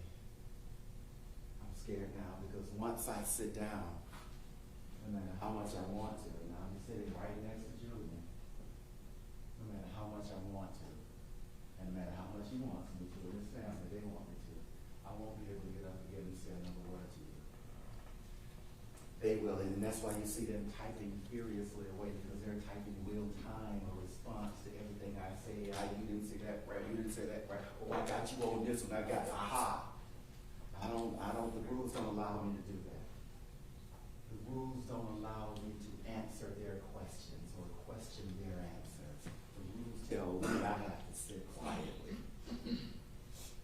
because they get the last word. Except they don't. You do. You do. You get the last word.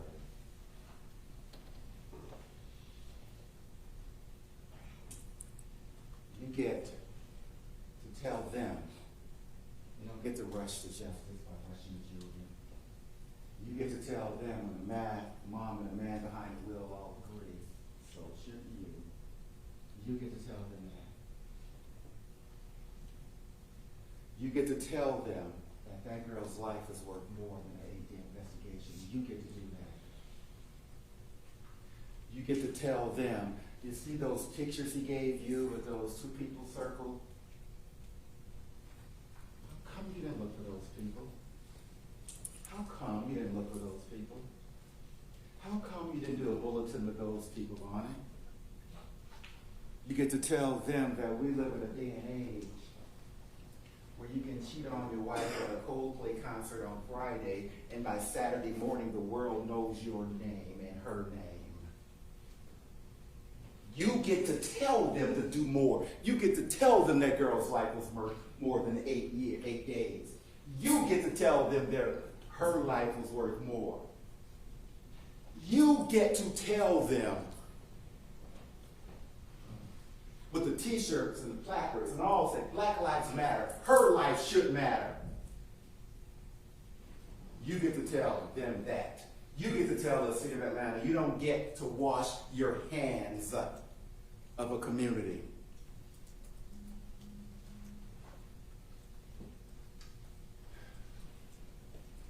So just as my dad got on that plane and that boat and went to Vietnam to fight for the thing that we call justice, for the thing that we say we believe in, and I know we do. I know we do. You don't have to get in that plane or that boat and go to some foreign land and step foot on some foreign soil. Sometimes you get to get a jury summons. Sometimes you get to read that jury summons and say, oh, hell. But sometimes despite saying, oh, hell, another one, you come here and you sit through 2 days of questioning and thinking of, what do I say to get out of this? But sometimes you end up sitting in that seat where you're sitting right now because you get to apply your common sense and your reason and your life experiences. Without going to Vietnam, just by getting in that car and coming here and getting on that shuttle and walking into this building and sitting in those seats. Some of you are already, but you're all veterans now. You all get to fight for justice. You all get to tell them that child's life mattered. You all get to tell them it should have been more than 9 days. You all get to tell them you don't get to rush to justice by walking. rushing to Julian. You now get to tell them that by finding Julian Conley not guilty of all charges. I thank you for your attention. Before the next argument, which can last a little over an hour, do you need to take a break? About 15 minutes? 15? 10? Okay, 10 minutes, guys. All right, to the jury.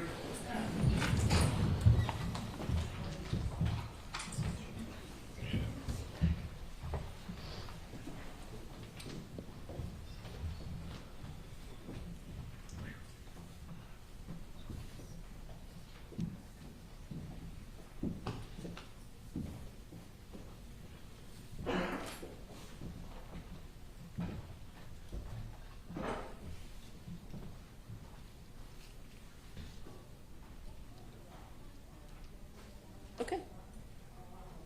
10.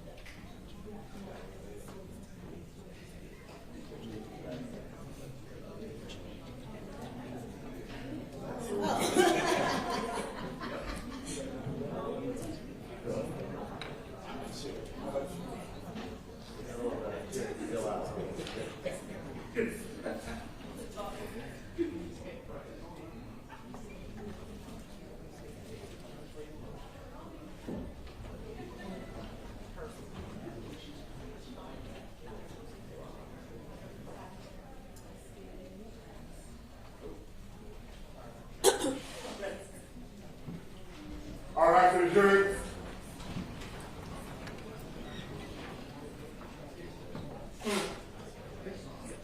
I'll be watching.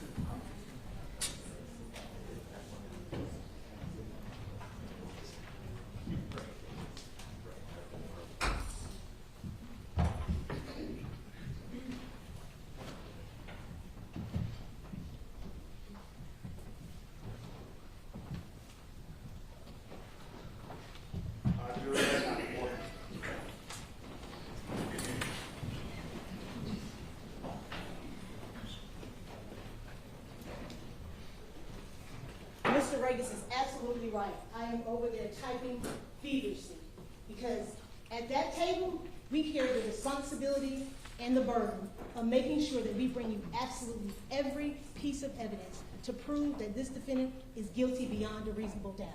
And I take my responsibility serious because it's important. This matter is important. It's not a joke. It's serious because an 8-year-old little girl is dead. So I'm going to apologize in advance if I repeat myself, if I go over stuff that Ms. Robati may have gone over. I don't want to miss anything because I don't get a second chance to ensure that Secoriea gets justice, the justice that she deserves, the justice that her family has been waiting on for long years. Now, Mr. Reagan talked about failures. I'll tell you what the failures are. The failures are over there at that table. The failure to take responsibility for what the defendant has done. He wants to put the blame on everybody else except for where it should land, and that is on his shoulders, nobody else's. He talks about the police weren't there. But what they don't want you to know, the police weren't there because the police were the ones that were in danger. They were supposed to be out there protecting the community, loving the community. But in all actuality, they were terrorizing the community. The police were their target. So the police said, you know what, let us back off. Let us give them their space to allow them to express themselves however they want to. But then it turned dangerous. And the police had no other choice but to come. So don't make them think it's a police fault that he decided to pick up an AR-15 and shoot and kill an 8-year-old little girl. It's not the police's fault. It's Julian Conley's fault. Omar rolled back through the barricades. Now he kind of glanced over there because it would look crazy to blame a man who was driving an 8-year-old child who was bleeding to death in the backseat of a car. So he wanted to glance over that. But Omar said, I didn't know what to do. But you know what's the closest highway to get to? You got to go back through there. Otherwise, you got to go all the way around to Hank Aaron to try to get back on the highway. He was trying to get Secoriea to help as soon as he possibly could. Detective Shepard, and this is repeated, a rush to judgment, a rush to judgment. What did he tell you? I followed the evidence. I followed it, frame by frame, hour by hour, minute by minute. And you know where it led him? To Julian Conley. Now let's talk about when the defendant showed up 9 days later, because I want you to make sure that's the map. When Detective Shepard took out those warrants, that's because Julian Conley showed up and said, it's me in the red shirt, it's me in the light jeans, it's me with that AR dangling in between my legs. Because he already knew he was responsible. But did he take responsibility that day? Oh, absolutely not. So when you want to talk about 9 days and a delay and justice, it don't land with Detective Shepard. It lands with Julian Conley. Because he knew from day one. I'll give him day 2 when the news came out. Because he was too busy over at Edgewood on day 1. Lies and exaggerations. There's lies and exaggerations over here. But it don't come from the state. It don't come from the witnesses that the state brought to you. It comes from the defense witnesses. And we'll talk about that. He a dumb 19-year-old and he's in a gang. That ain't an excuse, ladies and gentlemen, to gun down a car and kill an 8-year-old girl. I have a 19-year-old son. It is unacceptable. He came from a family. Law enforcement, so you know better, so you do better. He chose to do what he did. And therefore he should hold and take responsibility for what he did. And not just try to say, oh, I'm 19.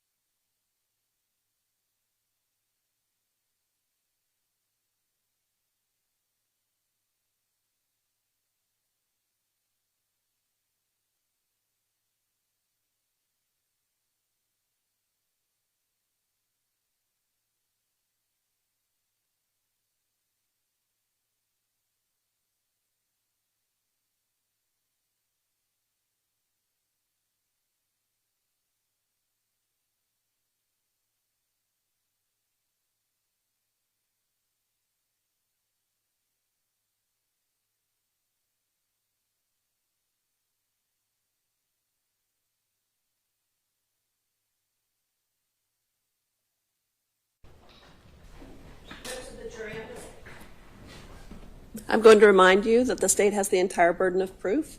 They've got to prove each and every element of each charge in the indictment beyond a reasonable doubt. There is no burden whatsoever on the defendant, and that burden never shifts to the defendant. Go ahead. Being 19 is not an excuse to kill an 8-year-old girl. They talked about half-truths, lies, dangling off of Detective Shepard's tongue. Well, what they got up here and told you, Mr. Reagan, he got a difficult job. I had Mr. Reagan's job at one point. And I went to a training, and what the trainer told us in the criminal defense advocacy is, if the law is on your side, argue the law.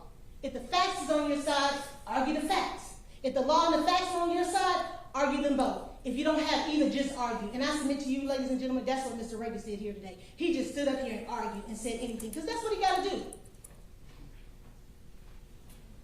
But he wants to tell you there's kids doing cartwheels. I want y'all to think back and remember the context in which Miss Barbara was showing those children. She was talking about who in the red shirt is shooting. Who in the red shirt got a gun when she pointed at those kids. That's what she was talking about. Don't let them give half-truths to make it seem like that we're glossing over that there were other kids out there. There absolutely were kids out there. Kids that were also in danger, and thank goodness they were not shot and killed too. They failed to mention that the kids had to duck down as those shots are ringing out. Because I hope y'all saw them running, scurrying, running behind cars and hiding. That's what this defendant's actions caused the children out there to do.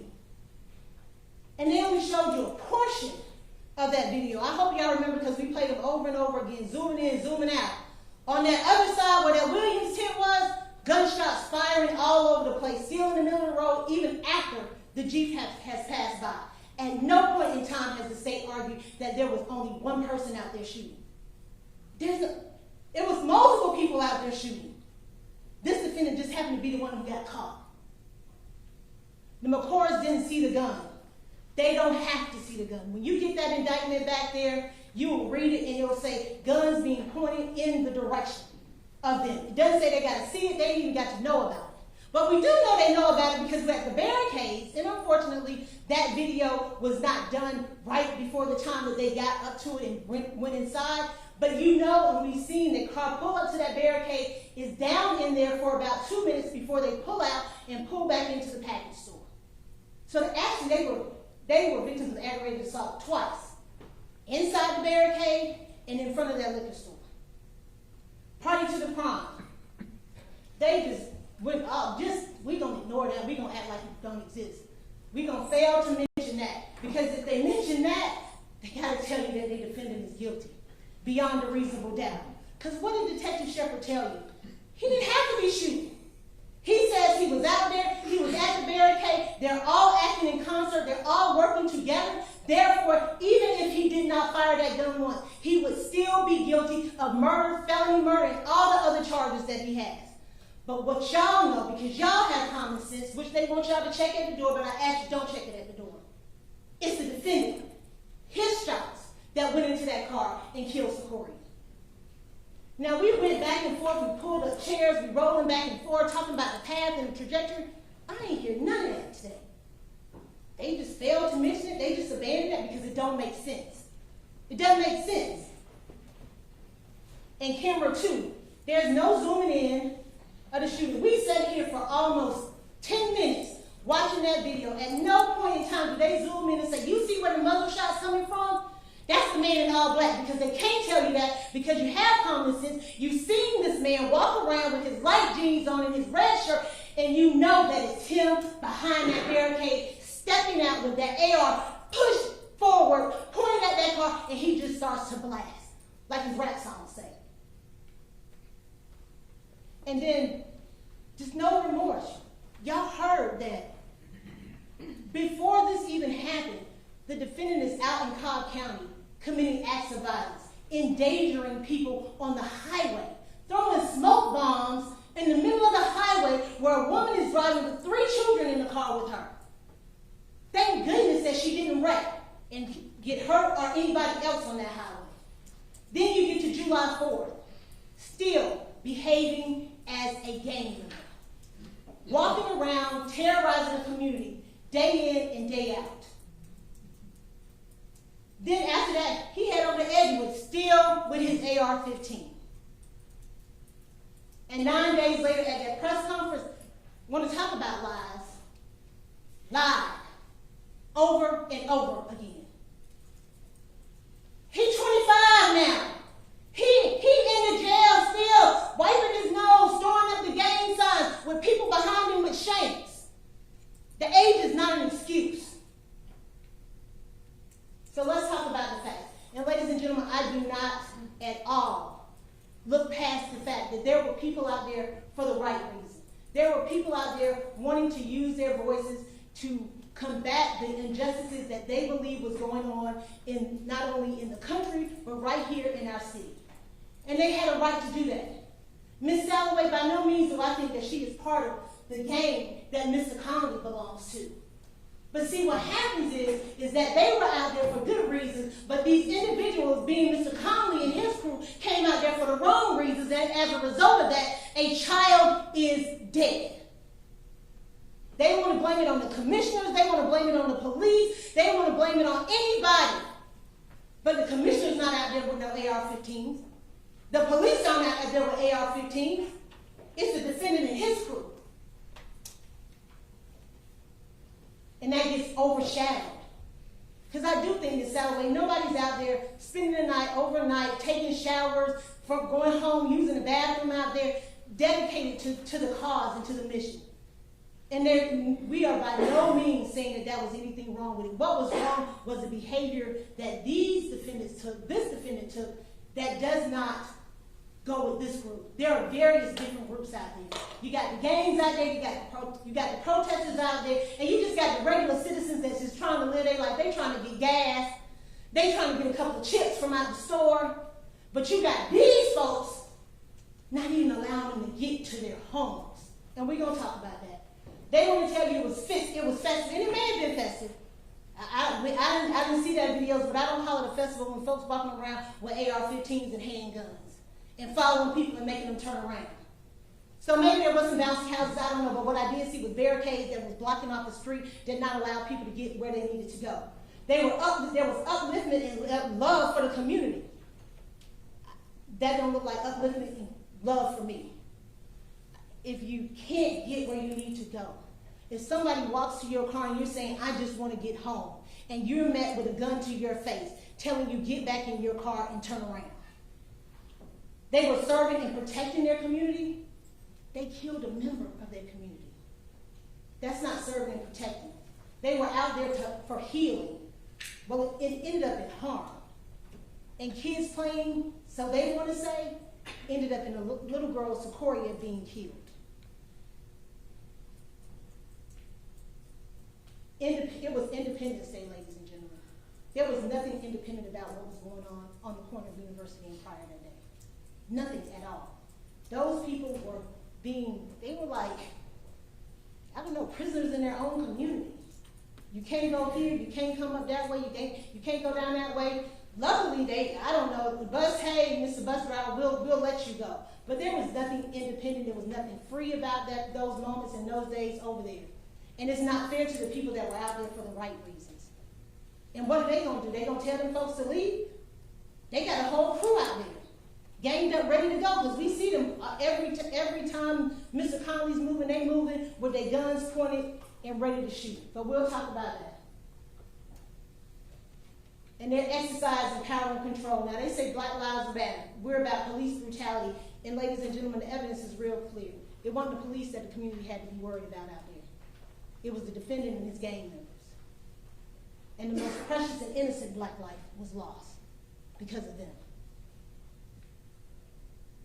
And Mr. Abadi kind of touched on this, what was the motive? And that goes all to the gang stuff. You're going to do what I say when I say do it. I told you to turn around. I told you you can't come through here. And when you don't do what I tell you to do, then I'm going to let my gun just ring. And that's what he did. And we'll get to why I think he believed it was the McCords because of the time period. And I just told you, don't come through here. And you got the audacity and the nerve to turn around and come back through here? Oh, I'm about to show you. What did Charmaine say? She heard him say, hey, like that, stop. What did Omar say? F-ins, as they're trying to just go home. Even their own witness says, she heard them as the car is pulling up. Hey, once again, trying to stop a citizen from going to and fro about their own business in a place where they have the right to do so. But until this defendant and his crew decides we're going to block it off and we're not going to let anybody do it, because they were illegal barricades. They had no right, they had no authority. Anybody had the authority and the right was Omar. He should have been able to drive through that street without having to go up on the curb, not being in fear for what's going to happen to him and Charmaine and Secoriea in that car.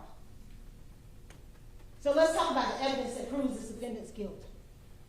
You're going to get evidence, and you've gotten evidence through the witnesses, the physical evidence, scientific and even the admissions and the words of the defendant himself. And we talked about Aiden Coleman, and Mr. Regis has already said, hey, yeah, he was in a gang. He was 19, just excuse it. He didn't really mean it. But he's still doing it. He's still practicing and acting up with the gang. Ms. Duffy, and we talked about that in Cobb County. Intimidating looks, his red bandana and mask. Remember she talked about the smoke bomb being pinkish or red. Loaded down with guns and ammo. What did Officer Brazanga tell you? I'm on duty and I have about 89 to 100 bullets. He walking around with over 1,000 rounds of ammunition.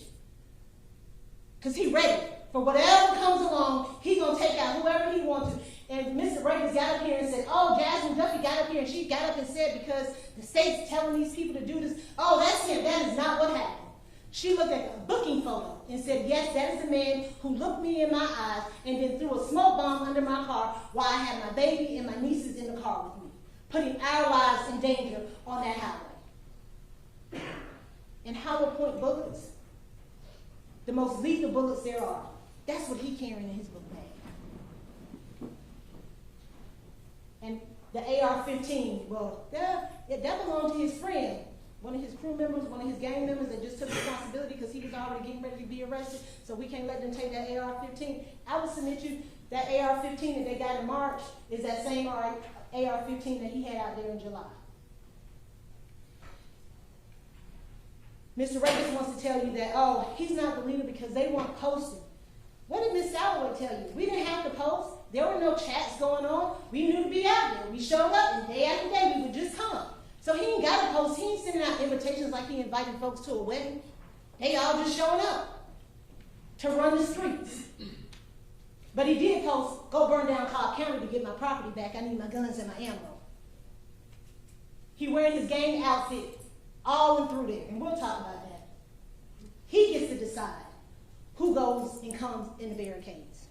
I hope y'all, and I know y'all probably tired of looking at the video, but if y'all want to look at it, y'all get to look at it again. But there are times when you see that defendant with his red shirt on with his white letters, moving cones, moving barricades, swinging, hey, waving people through.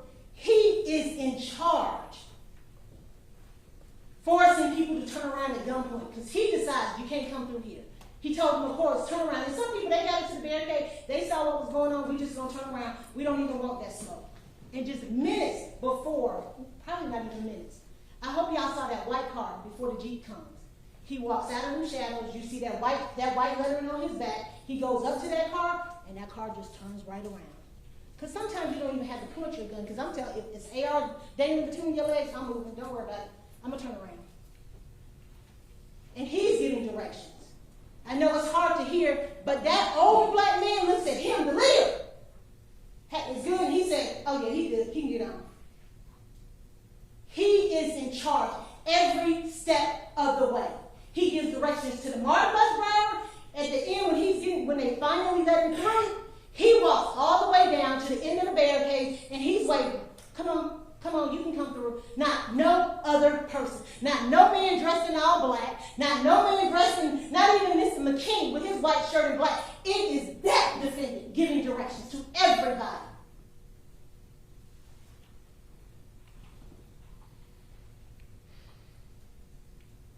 And I hope y'all know, he was standing at post all day long. That was his post, the barricades. Because they had certain points. If you saw, Mr. McKinney was over at the BP station, and Mr. Conley stayed at the barricades. And we know he had the barricades because he tells you in his press conference he was at the barricades. And when the Jeep pulls up, he approaching. He leading the pack because he in front. He is in front with that AR pointed, and he begins to fire, and the rest of them follow suit. Because I hope y'all know, is there a man in all black shooting? Yeah, but when does he shoot? After his leader. And not only does he step up, he follows the car all the way, and the physical evidence will show how he followed that car as it passed by trying to get out of danger. Leading, standing post. Telling his crew where you need to go. I don't know if the McCoys went where I told him to go. McKinney, go back and check. I hope y'all looked at that video and watched Mr. McKinney run back around to the other side of that package store to do what his leader has told him to do and make sure the McCords are gone. And then he comes back and goes and checks in once again with his leader. He's not just a gang member, he is the leader. And we know he had guns just all day long. And how y'all know it's him? He got on the same light jeans as he did on July 4th. Credibility. Now, the judge will instruct you that it is your responsibility to judge the credibility of witnesses, and yours alone. So you get to decide who came in here and who told the truth. I submit to you that the state did not put up anybody that told you anything but the truth. Now, they want to call Detective Shepard a liar, and he's not a liar. They just mad that the evidence that he got led to their client. What did Samantha and Christopher McCord tell you? They pulled up to the barricades.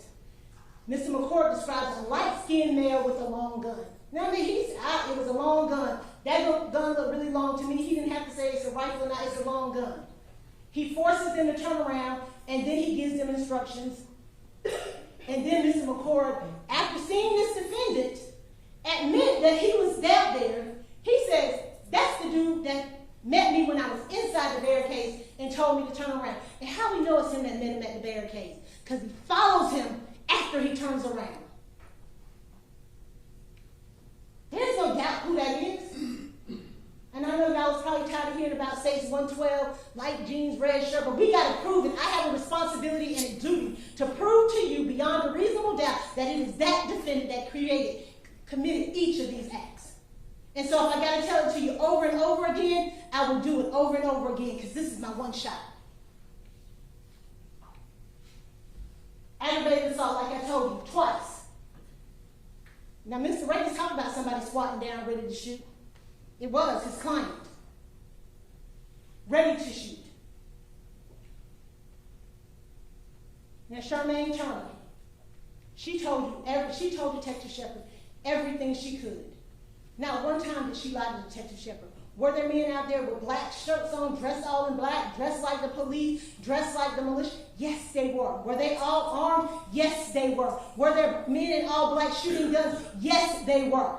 He says we didn't ask her the question about whether or not it was the defendant that shot Secoriea. We didn't ask her because she said, I don't know who shot my child. I just know my child was shot as I passed through a barricade with armed men. And who would expect her to know anything else? Because he started with the mother. The mother in the back of that car. First of all, she said, I'm on my phone. Secoria's back there on her phone. Next thing I know, fire is coming into the car. I reach back to get my child, and the last words I hear my child say is, Mom! Crying out in agony and pain. So he wants her to be able to tell you about a red shirt. The only thing red that she was concentrating on was the blood that was pouring from her baby body as she tried to press on that wound to keep her baby alive. I'm a mother, and I know what that feeling feels like, to hold your child the first time they take their first breath, as their heart beat for the first time. I can't imagine the anguish it feels to hold your child as they take their last breath. Objection, Your Honor. May we approach?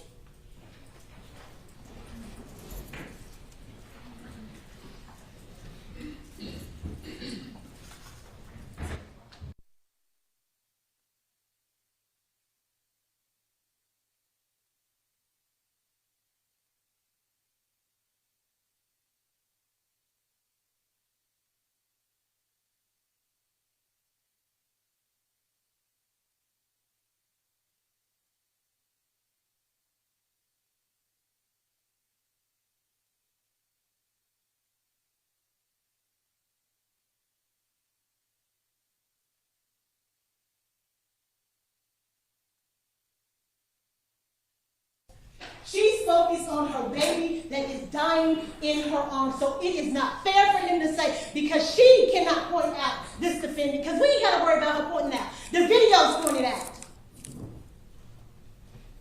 And didn't I tell y'all two things to be true at the same time? Could there be men in all black shooting? and this defendant shooting? Absolutely, and you know it because it's on video. Omar, it's men in all black. They bounty hunters. He gave a picture to Detective Shepard. Yes, he did, because Omar is like, y'all, that man is driving that car. He made the decision to drive through that barricade. The responsibility on him weighs heavy. Y'all can see it on his face. So he is doing whatever he can, giving Detective Shepard whatever information he receives about who could have been the people out there that were shooting into that vehicle. He never said definitively that that man didn't shoot. He never said that. What he said was it was men out there dressed in all black that were shooting. And is that true? Yes. Was the defendant out there shooting? Yes. So two things can be true at the same time. Don't try to put the onus on the man behind the wheel. The man behind the wheel was trying to make a decision in the most traumatic event he has probably ever experienced in his life. What do I do? Where do I go? Because when you pull up to that barricade and you see them people, you got to make a decision. And we came Monday night quarterback, I guess it's Tuesday night quarterback now since it come on Monday, to decide if you pull up to a barricade and you're trying to drive through, it's armed men in front of you. You don't know what they may do if you just turn around. So I'm just going to push through.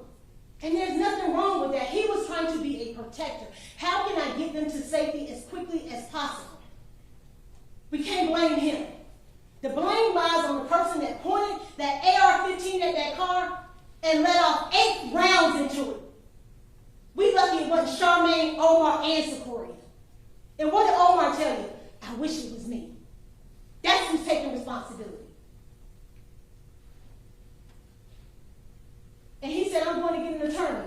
There's nothing wrong with that. He's like, I'm driving the car. I want to make sure that nobody thinks that I did this. I'm responsible for it. Because I don't know if you heard the little tricklings of, oh, the person in the car was shooting too.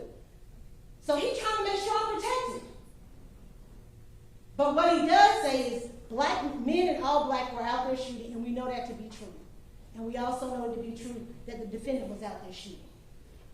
Now, the defense witness, Ms. Salloway, like I said, I think she came with good intention, or at least she was out there for good intentions. And she was trying to do what she could to help. But the things that she told us was real important, and it was consistent with Omar and what Charmaine told you. As the Jeep pulled up, I heard somebody yell out, "A." The Jeep went up on the curb, and shots rang out. And she told you, as the Jeep passed by, I saw shots in the back area behind the Jeep. And the windows of the Jeep were rolled up. Now, when she get a little fuzzy on her credibility is that the man at the back barricade was shooting. Well, ladies and gentlemen, y'all get to view the videos. Y'all get to decide.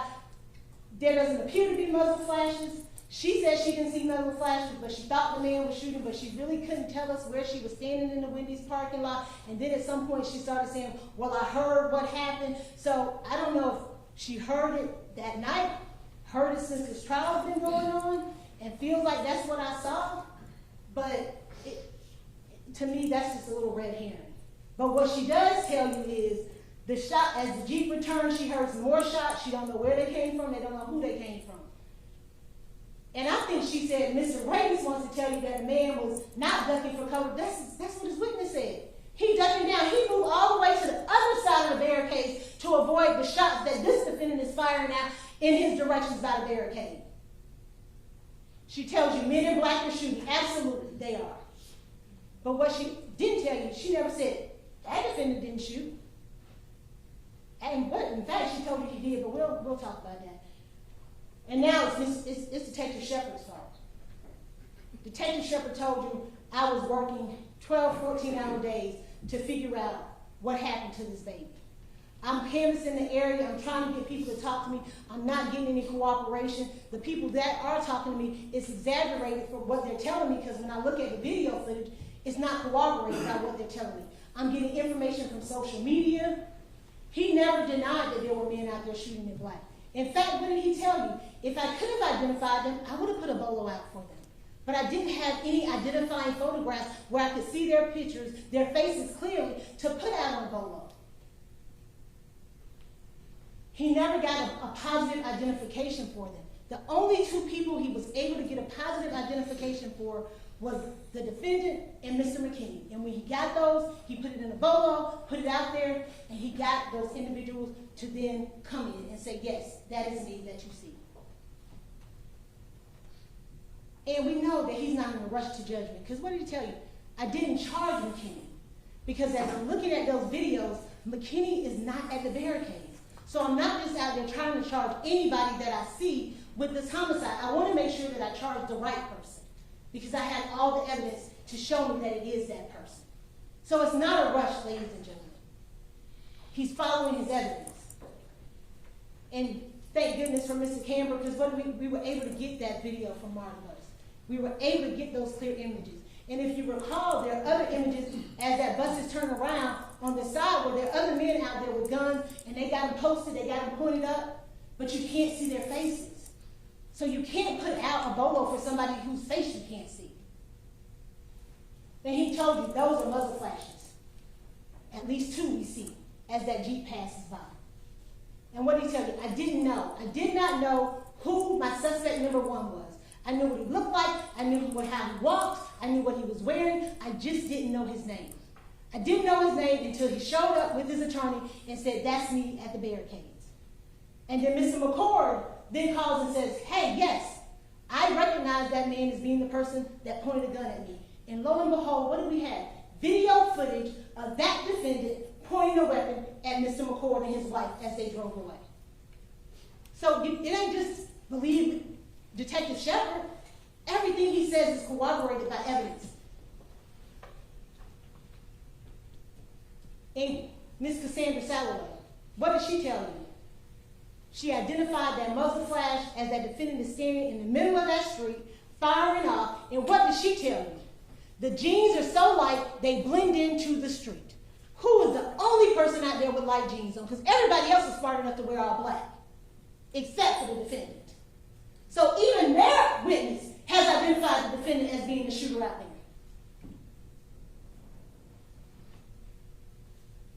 Black do-rag, his twist, his light skin, his red t-shirt, his light jeans that we know belong to him because he had them on in another picture with another gun, his black bag, his black shoes, and his gait. What did Detective Shepard tell you?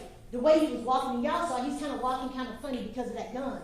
It's messing up the way that he walks. So that's how he's able to follow him from the BP, from the package store to behind the barricades. Every step he's making is distinct.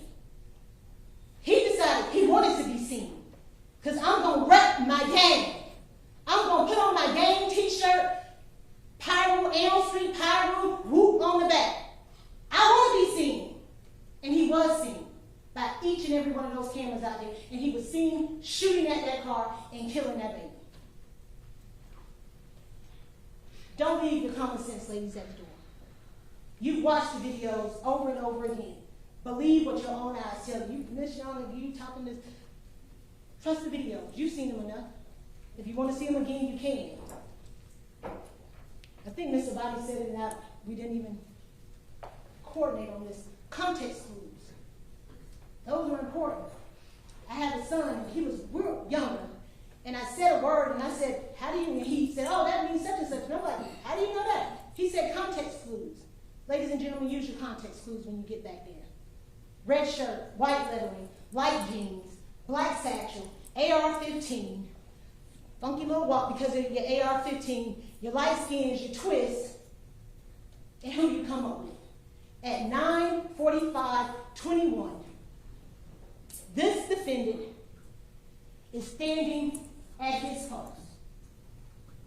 Light jeans, red shirt, black shoes, black satchel, light jeans, red shirt. You can kind of see that AR hanging down right here. Black shoes. At 9:45:21. At 9:46:02, less than a minute, that Jeep is pulling through. He has not moved. You saw the videos. At no point does he leave from those barricades. The only time he leaves from those barricades is when he steps to that Jeep as it pulls through. And here he is again.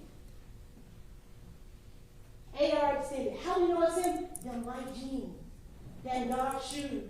You can kind of see it here in the red, but it's dark because if you all know when you take pictures, if the lighting is behind you, it's going to be dark. That's why kids always tell me, get the light, you got to get the light so you can make sure your colors pop. But it's enough for us to see it ain't. It ain't in black, ain't the man in black, ain't the man. Right here, light jeans, dark shirt, AR.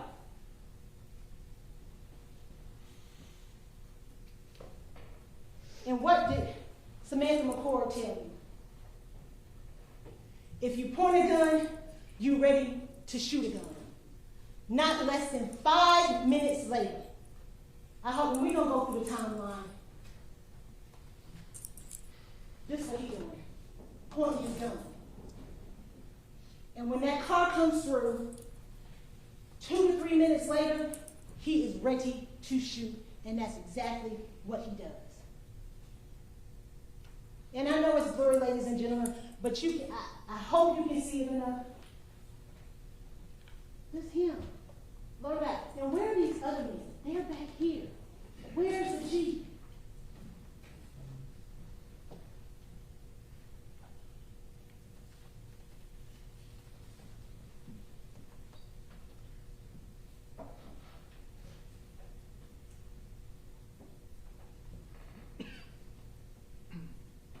Tracking his every step.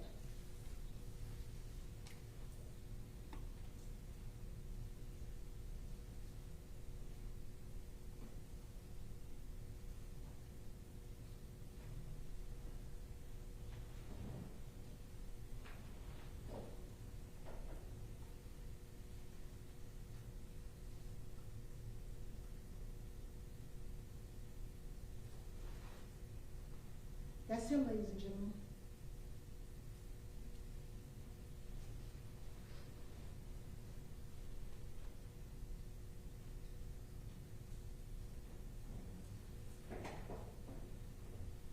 Now, when Mr. Rayshard got up here and showed you this video, he didn't want to zoom in this close. Because if you zoom in this close, you get to see his client committing this murder.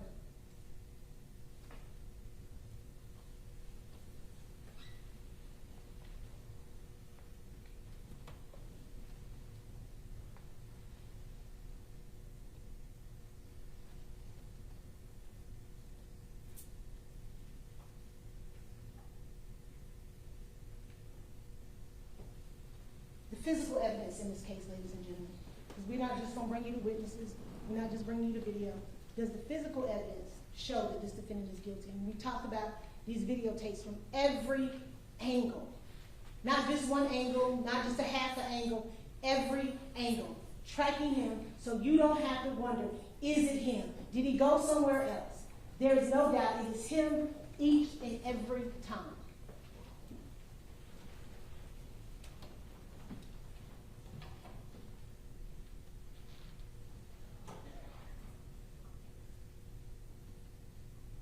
Nine 12:45.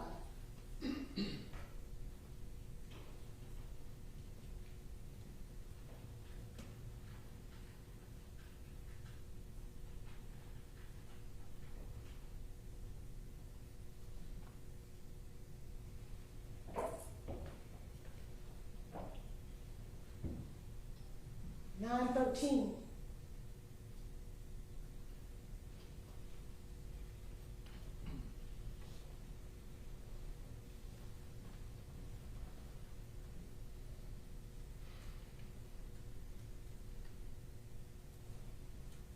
9:13, 50 seconds.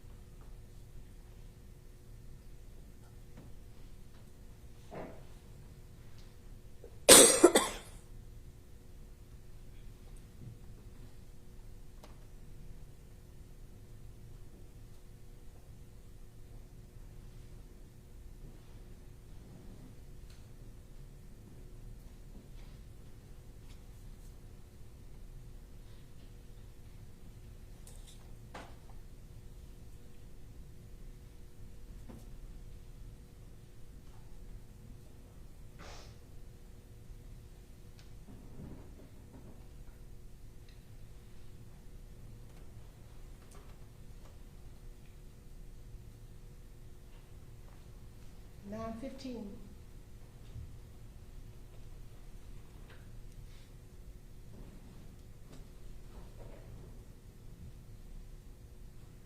directing the marshal, telling him where he can go.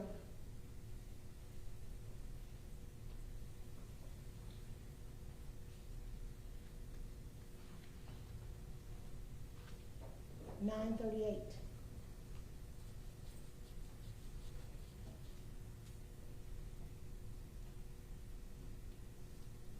Back at his post.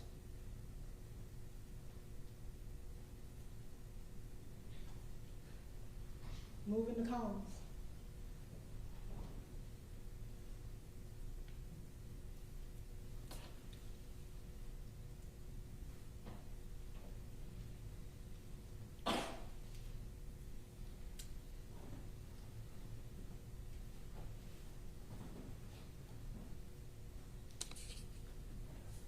Moving in on the McCords, because they have challenged his authority.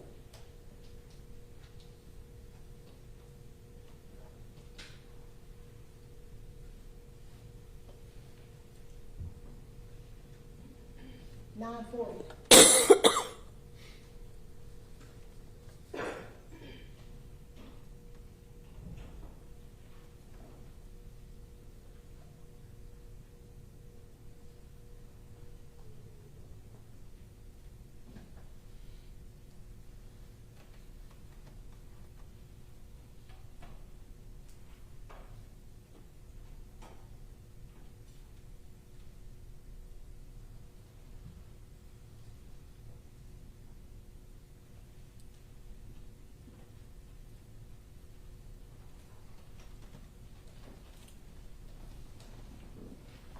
Every minute, every second.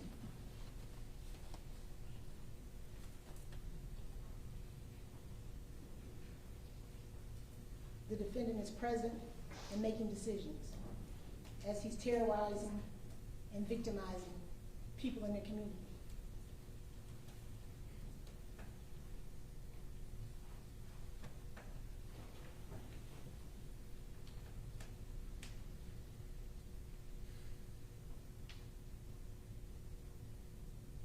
I hope y'all see Mr. King go that way, and he goes.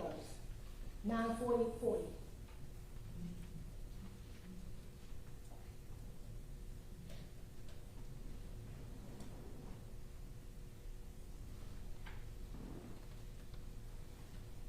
(9:45), 24 seconds. Just seconds before that Jeep comes through.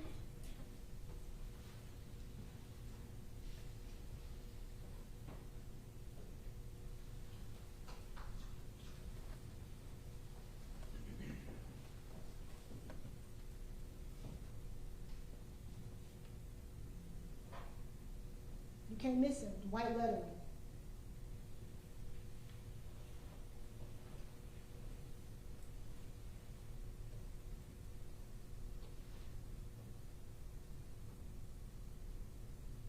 One shot, two shots. And we show y'all, it's another man in all black shooting. We're not trying to hide from it. Because it doesn't matter, everybody at that barricade is responsible for Secorea's death as a party to the crime.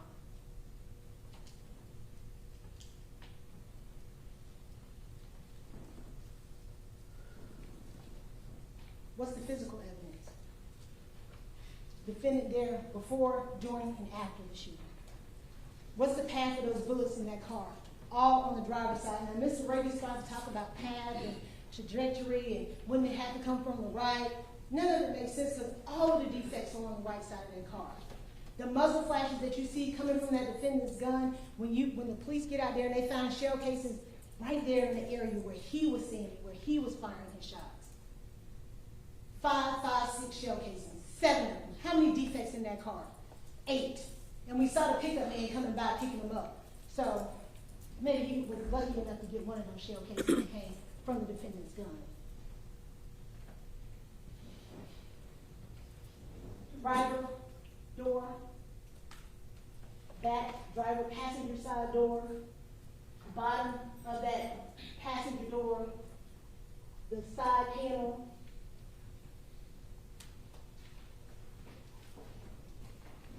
So we know that the shots came into that car from the left. That's what the physical evidence tells you. And then those last two, and I will submit to you, ladies and gentlemen, that last fatal shot came through marker number 8.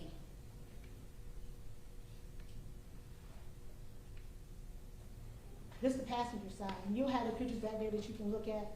They tried to say, oh, well, isn't that maybe some bullet holes? It's dirt, ladies and gentlemen.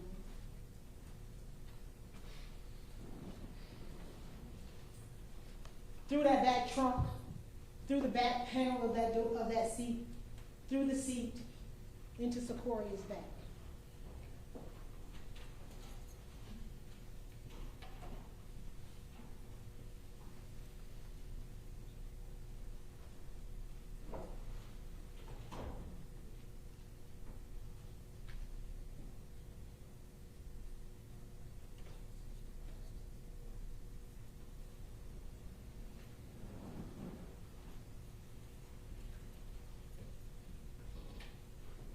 Objection, Your Honor, may we approach? Yes.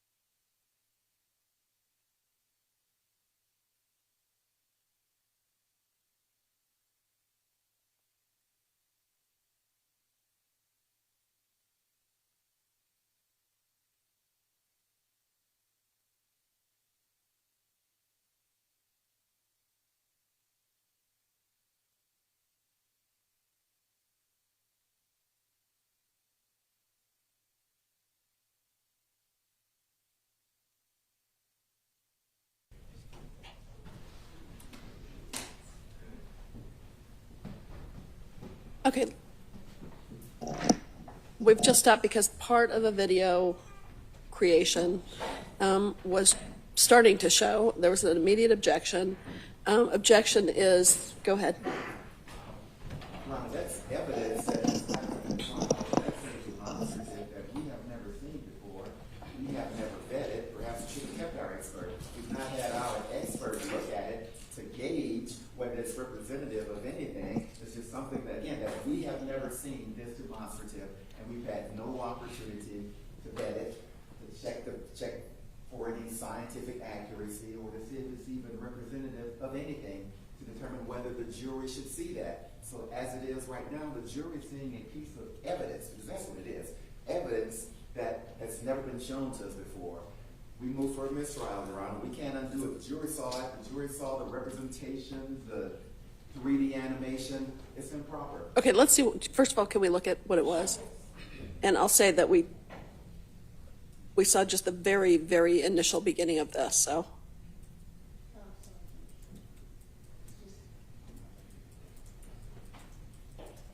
No, Judge, we didn't see the very beginning of it. The jury saw the whole thing move.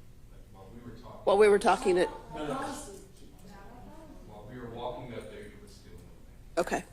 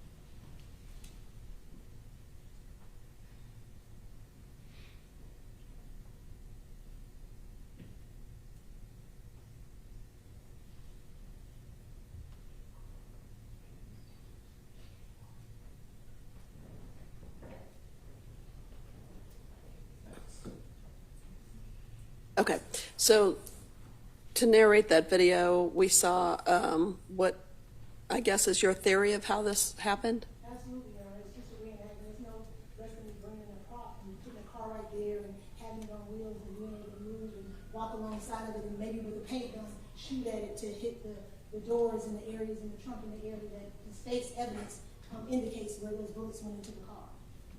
There's no measurements on there. There's no trajectory information. It is just a reenactment of the video that you see as the defendant walks up to the car and it's moved. The car is moving because Mr. Regis, in his demonstrations that he did during trial, wanted to make it appear that the car just was staying stationary. It wasn't moving, and therefore his client could be at the back of the car. This is the state's theory how his client ended up at the back of the car, and those shots ended up in the back of that trunk and then into that baby.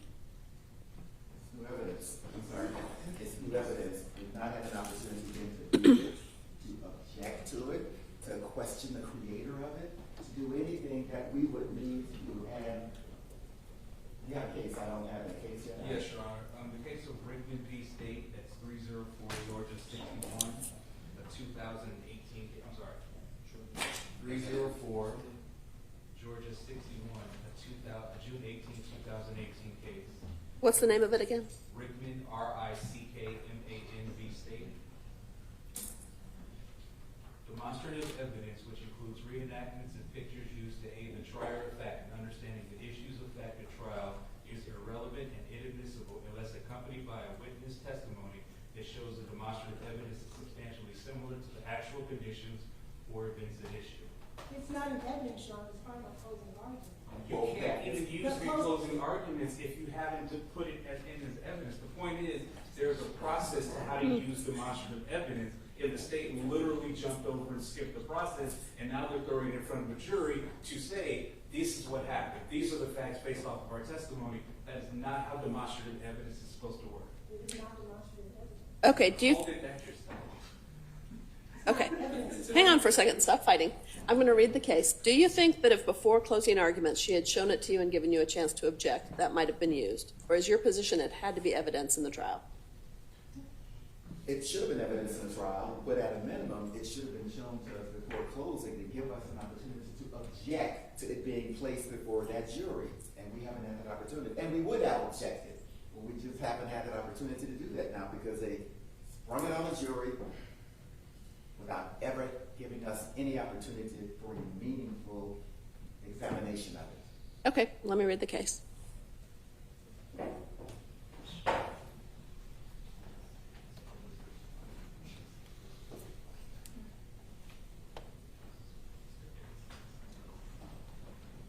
Ron, can you make certain you read the coordinates? Yes. Yeah, if anybody needs to take a break, that's fine.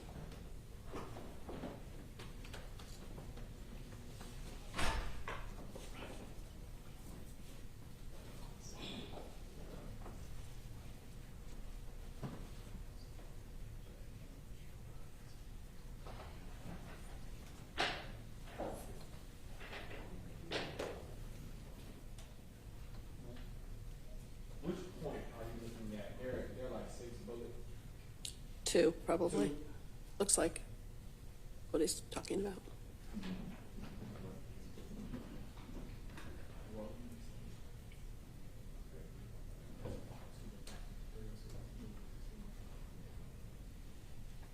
Actually, yes, if you hit 2 and go down to the middle of the case itself, that's what the language is.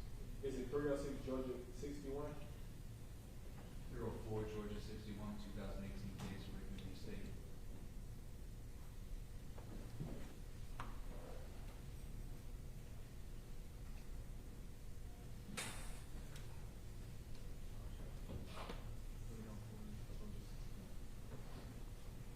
Inside right, 464.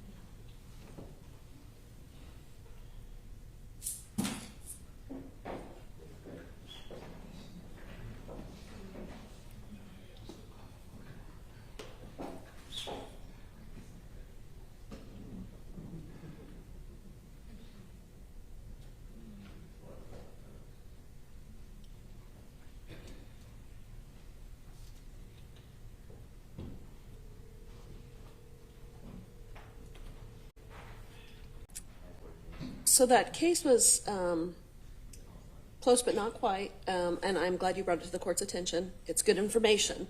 I think under different circumstances, in this situation, if the rendering had just been showed to the defense, the court may have admitted it over the defense's objection with proper instruction to the jury. But because it was not offered prior and we didn't have that discussion, I think out of an abundance of caution, we're not going to play it for the jury. I'm going to just give this instruction and you'll be allowed to just continue your argument. Computer rendering of the state's theory of how events in this case might have occurred was played several minutes ago. This was not evidence in this case and was merely an illustration of the state's theory of the case. You are not to consider this computer rendering as evidence in this case. The arguments of the attorneys are not evidence. You are to base your deliberations and decision in this case on the evidence that was admitted in trial only. Anything else that you would like me to say? I think it is, with all due respect, I'm sorry, I think it was way too generous to the state. I believe it's improper. Earlier, when Detective Shepard said some things that were improper, the court inserted the word improper into its instruction to the jury. I think the jury should be told that that was improper. And secondly,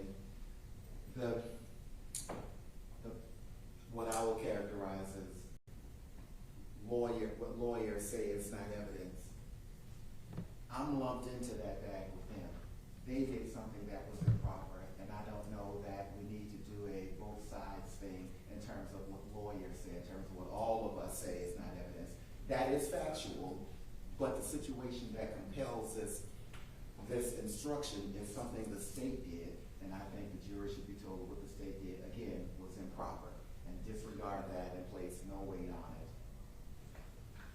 And, Your Honor, I don't believe it's improper for the state to be able to argue our theory of the case and what occurred out of it. So calling it improper, I don't think is a fair statement of what the state has done. We are allowed to illustrate what we believe. It's argument, and they can decide. I don't believe that's how them shots got into the car, or I do believe it. It's up to them to do that. For me, illustrating it is no less than, like I said, he's wheeling a car. I'm sorry. You're okay. And pointing at it right here in open court. That's nothing that I would be able to put before Mr. Reyes and Mr. Weaver prior to it starting, and there's nothing that prevents us from doing it because it does not have to be entered into evidence because it is not evidence. It is the state's argument, it is the state's theory of the case. And if I recall, I saw the word evidence at some point under the, I don't know if it was under the heading of physical evidence, but it was under the state's own heading of this is evidence. There was no heading on that slide, Your Honor. Perhaps not that slide, but it was billed as whatever the case may be. Well, they can have a heading on a slide that lists the evidence that says evidence. But that should not have been listed as evidence at the point I'm making, Your Honor. And it was not, Your Honor. The slide had no heading at all. Okay. And it's not even illustrative of the state's theory. Detective Shepard said the shooter was stationary. That was a graphic showing a moving shooter. So it wasn't shown to us, and it's inconsistent with their witnesses' testimony as to what occurred. Okay. It's wrong on a lot of levels. Well, it's not wrong on the video because he's shown moving on the video, Your Honor. Okay. I understand everyone's frustration. This is a situation that could have been handled prior to closing arguments. So, Yes. so I'm going to go ahead and give an instruction on this, and motion for mistrial was denied. Anything else that you want to put on the record? No, Your Honor. Okay. I would actually like the instruction read once the jury comes back in, but then again, the charges as well. I think because of how inflammatory what the state just did is, I think they need to hear it more than one time, Your Honor. Okay. Isn't part of the pattern charge that nothing? Part of the pattern charge, there's extensive information in the pattern charge about attorneys' comments not being evidence. Okay. We can take that up after we finish closing. We're ready. Are you going to read within, is that the instruction, or have you changed it? Have you modified it? I'd like to hear the instruction the court is going to give, if I may, Your Honor. That's fine.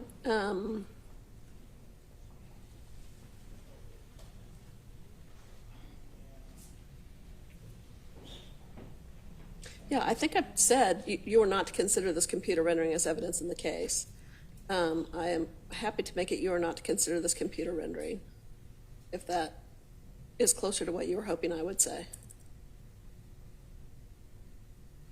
I'm not going to say that it was improper. I think under other circumstances, that video could have come in, Under the right process. under the right process. That's the issue. Right. Well, and, yeah, it's hard. There's not rules of evidence about how to do that. Okay. We're ready for him.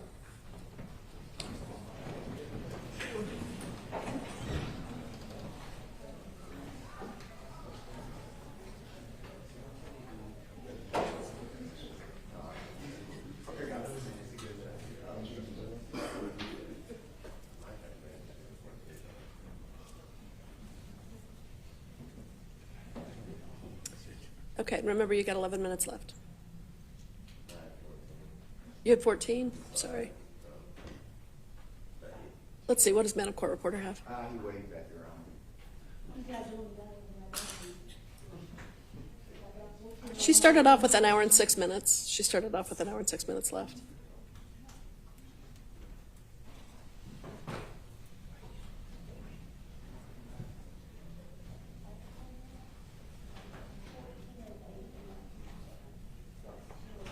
All right, to the jury.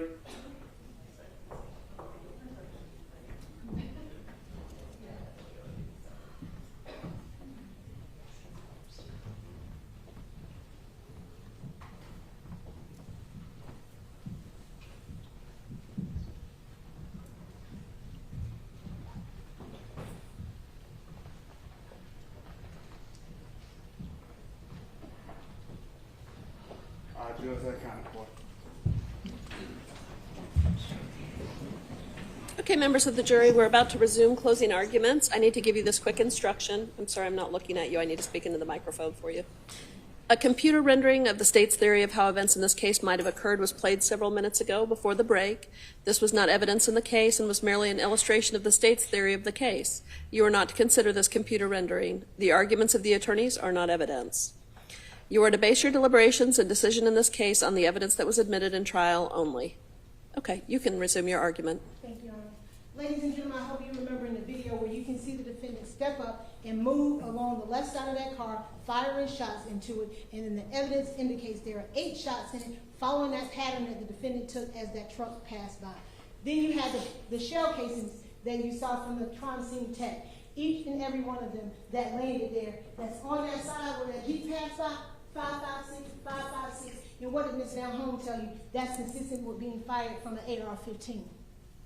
8 shots, 7 shell casings, 7 of them are 5.56, all shot from the same weapon right in the area where this incident occurred.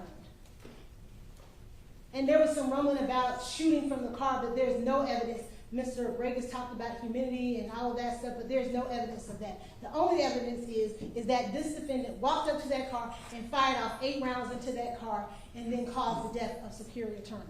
And we talked about the man in the black walking down the yellow, well, all the way to the barricade. He's furthest away. So we know, that's a safe theory, that that is not the bullet that went into the back of the car and killed Secoriea.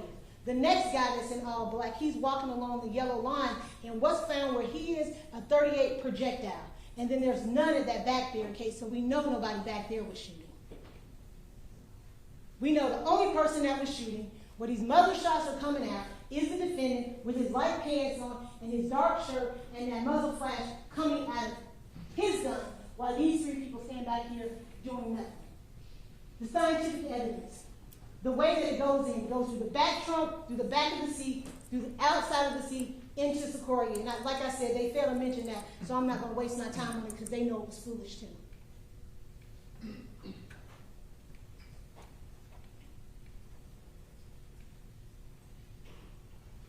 5.56 shell casings, 5.56 projectile, type of weapon that can fire, 5.56 AR-15. The only thing we ain't got to give you is the AR-15, because what did Ms. Van Home tell you?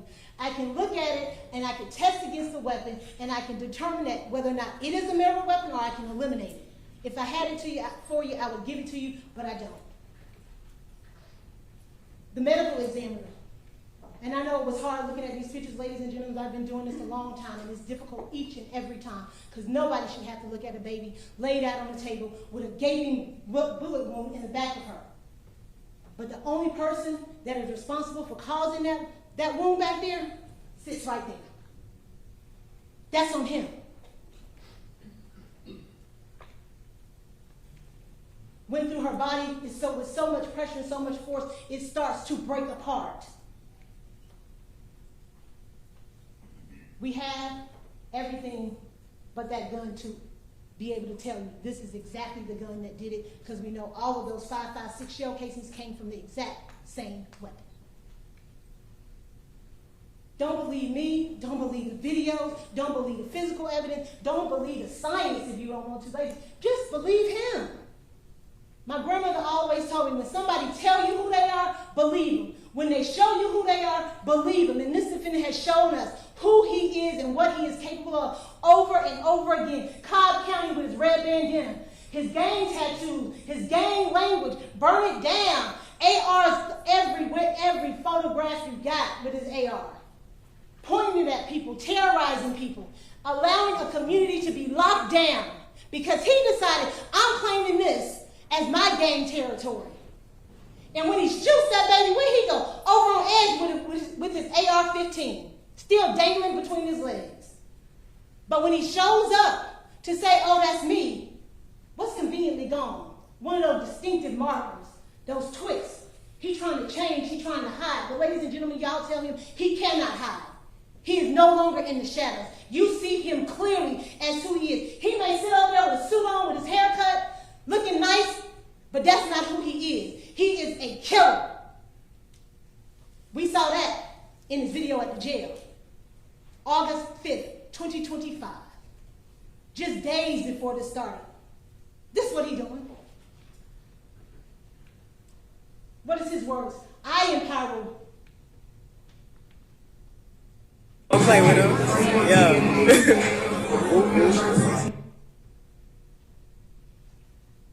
If I tell you, if I show you, believe it. This is who I am. What he got on him? His gun. Because where he don't go, we don't link up without our sticks. He tells you I had an AR-15. He tells you I was at the barricade. If he don't, even though he don't tell you he shoot, I told you, party of a crime, he is just as guilty. But we know that that is a lie. He shot 8 times into that vehicle. But see, he didn't know the story. He didn't know that Detective Shepard had those videos. He thought I could step out and say, oh, it was me. He didn't realize it. So what did he do? He lied. Mr. Ravis want to talk about lies? That's what that defendant has done. He lied. He got up there. Somebody was hit. Y'all seen that video. Not one person was hit. Not one person hit the ground and jumped up and started shooting. A lie. He said he wasn't shooting. Muzzle shot after muzzle shot. He lied to his attorney because Jackie Patterson only repeated what the defendant told him because he wasn't out there. He hadn't seen no videos. He's a liar and a killer. That's what his autobiography tells you. And what does he say?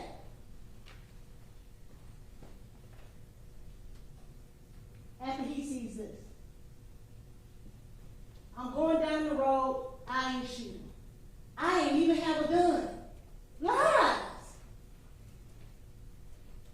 What did he say when they posted the bolo on McKinney?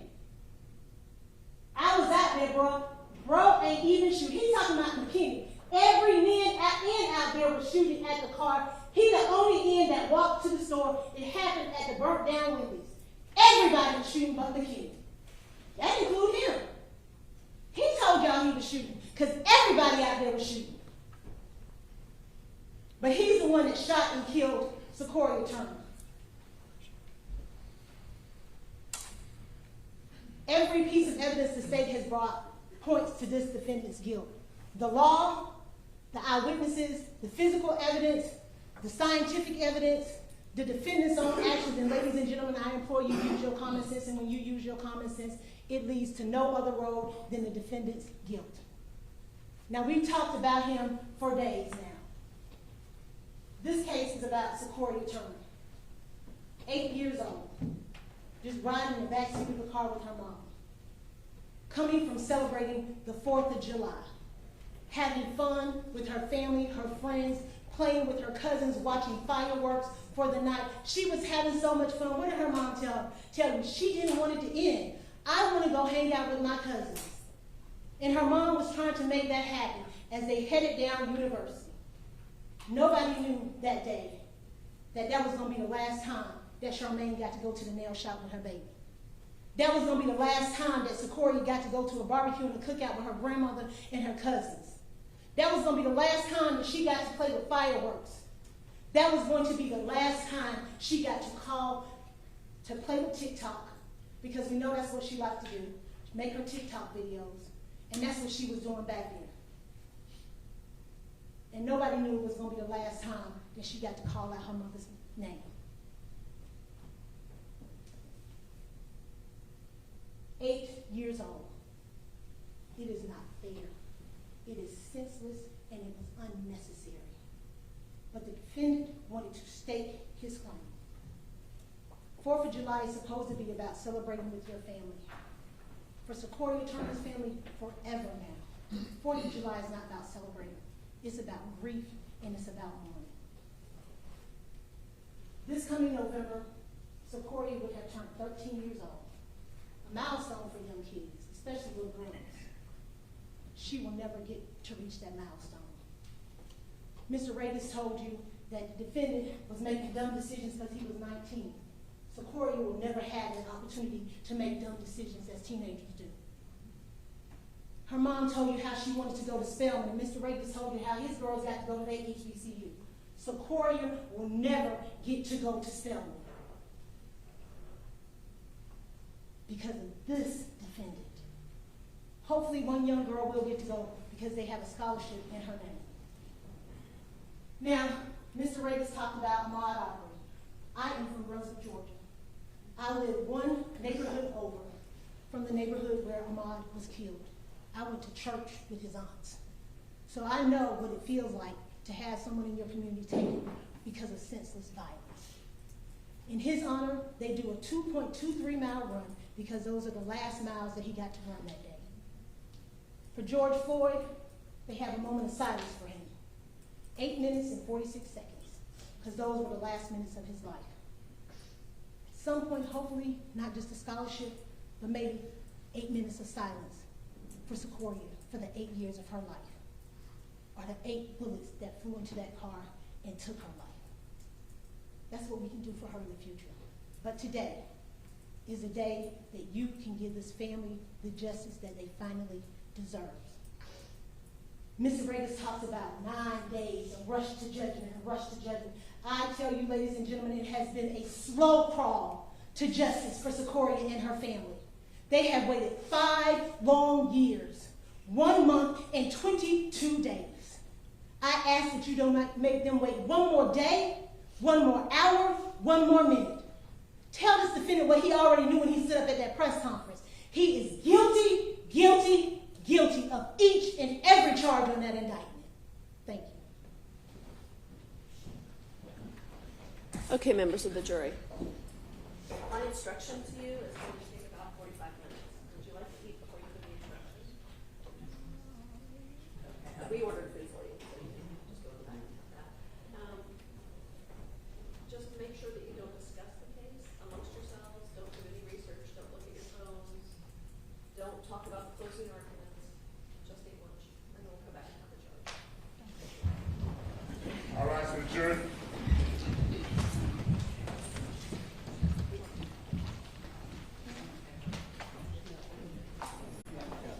Doubt. The burden of proof rests upon the state to prove every material allegation of the indictment and every essential element of the crime charged beyond a reasonable doubt.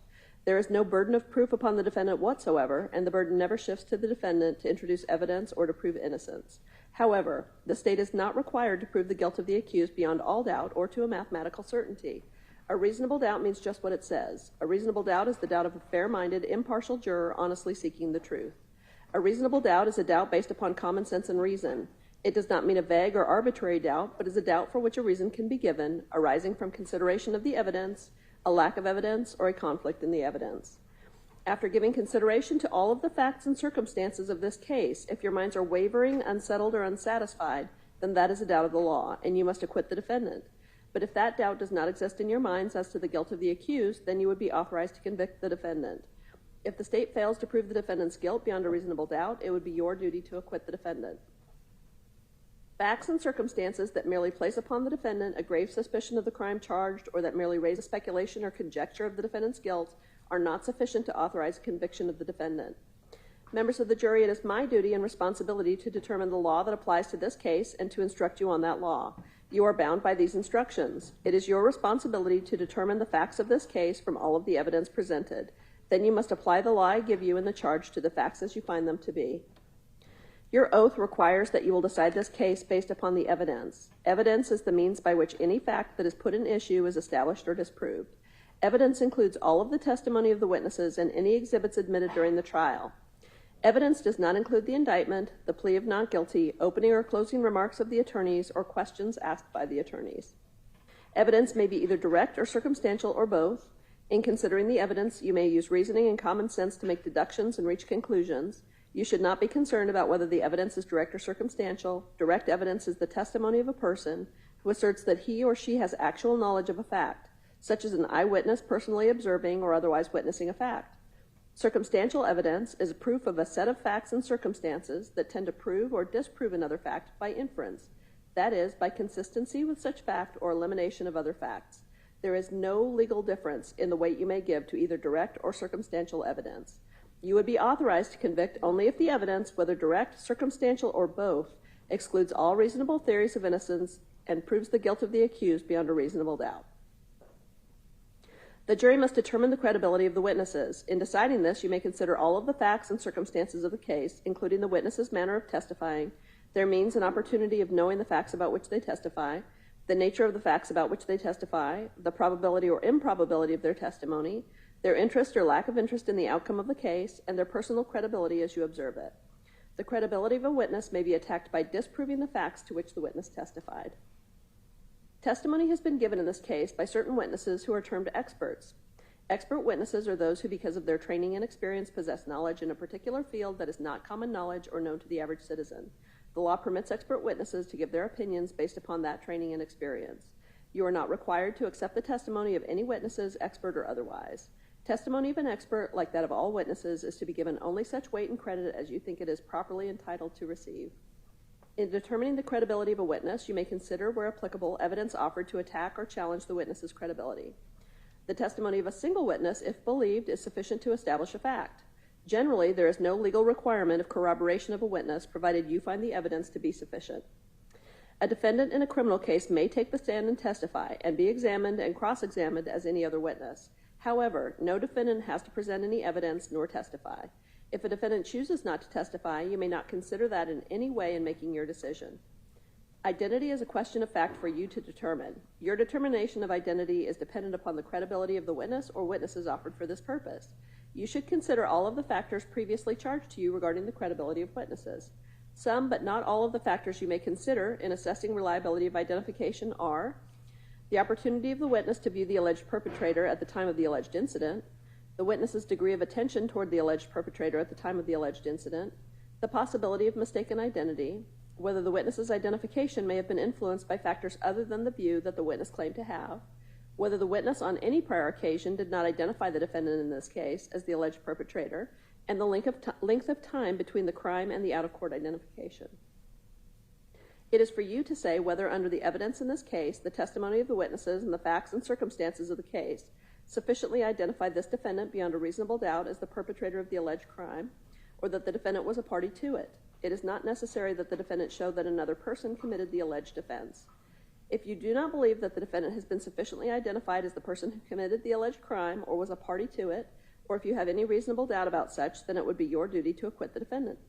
The burden of proof rests upon the state to prove beyond a reasonable doubt the identity of this defendant as the person who committed the crime alleged in this bill of indictment.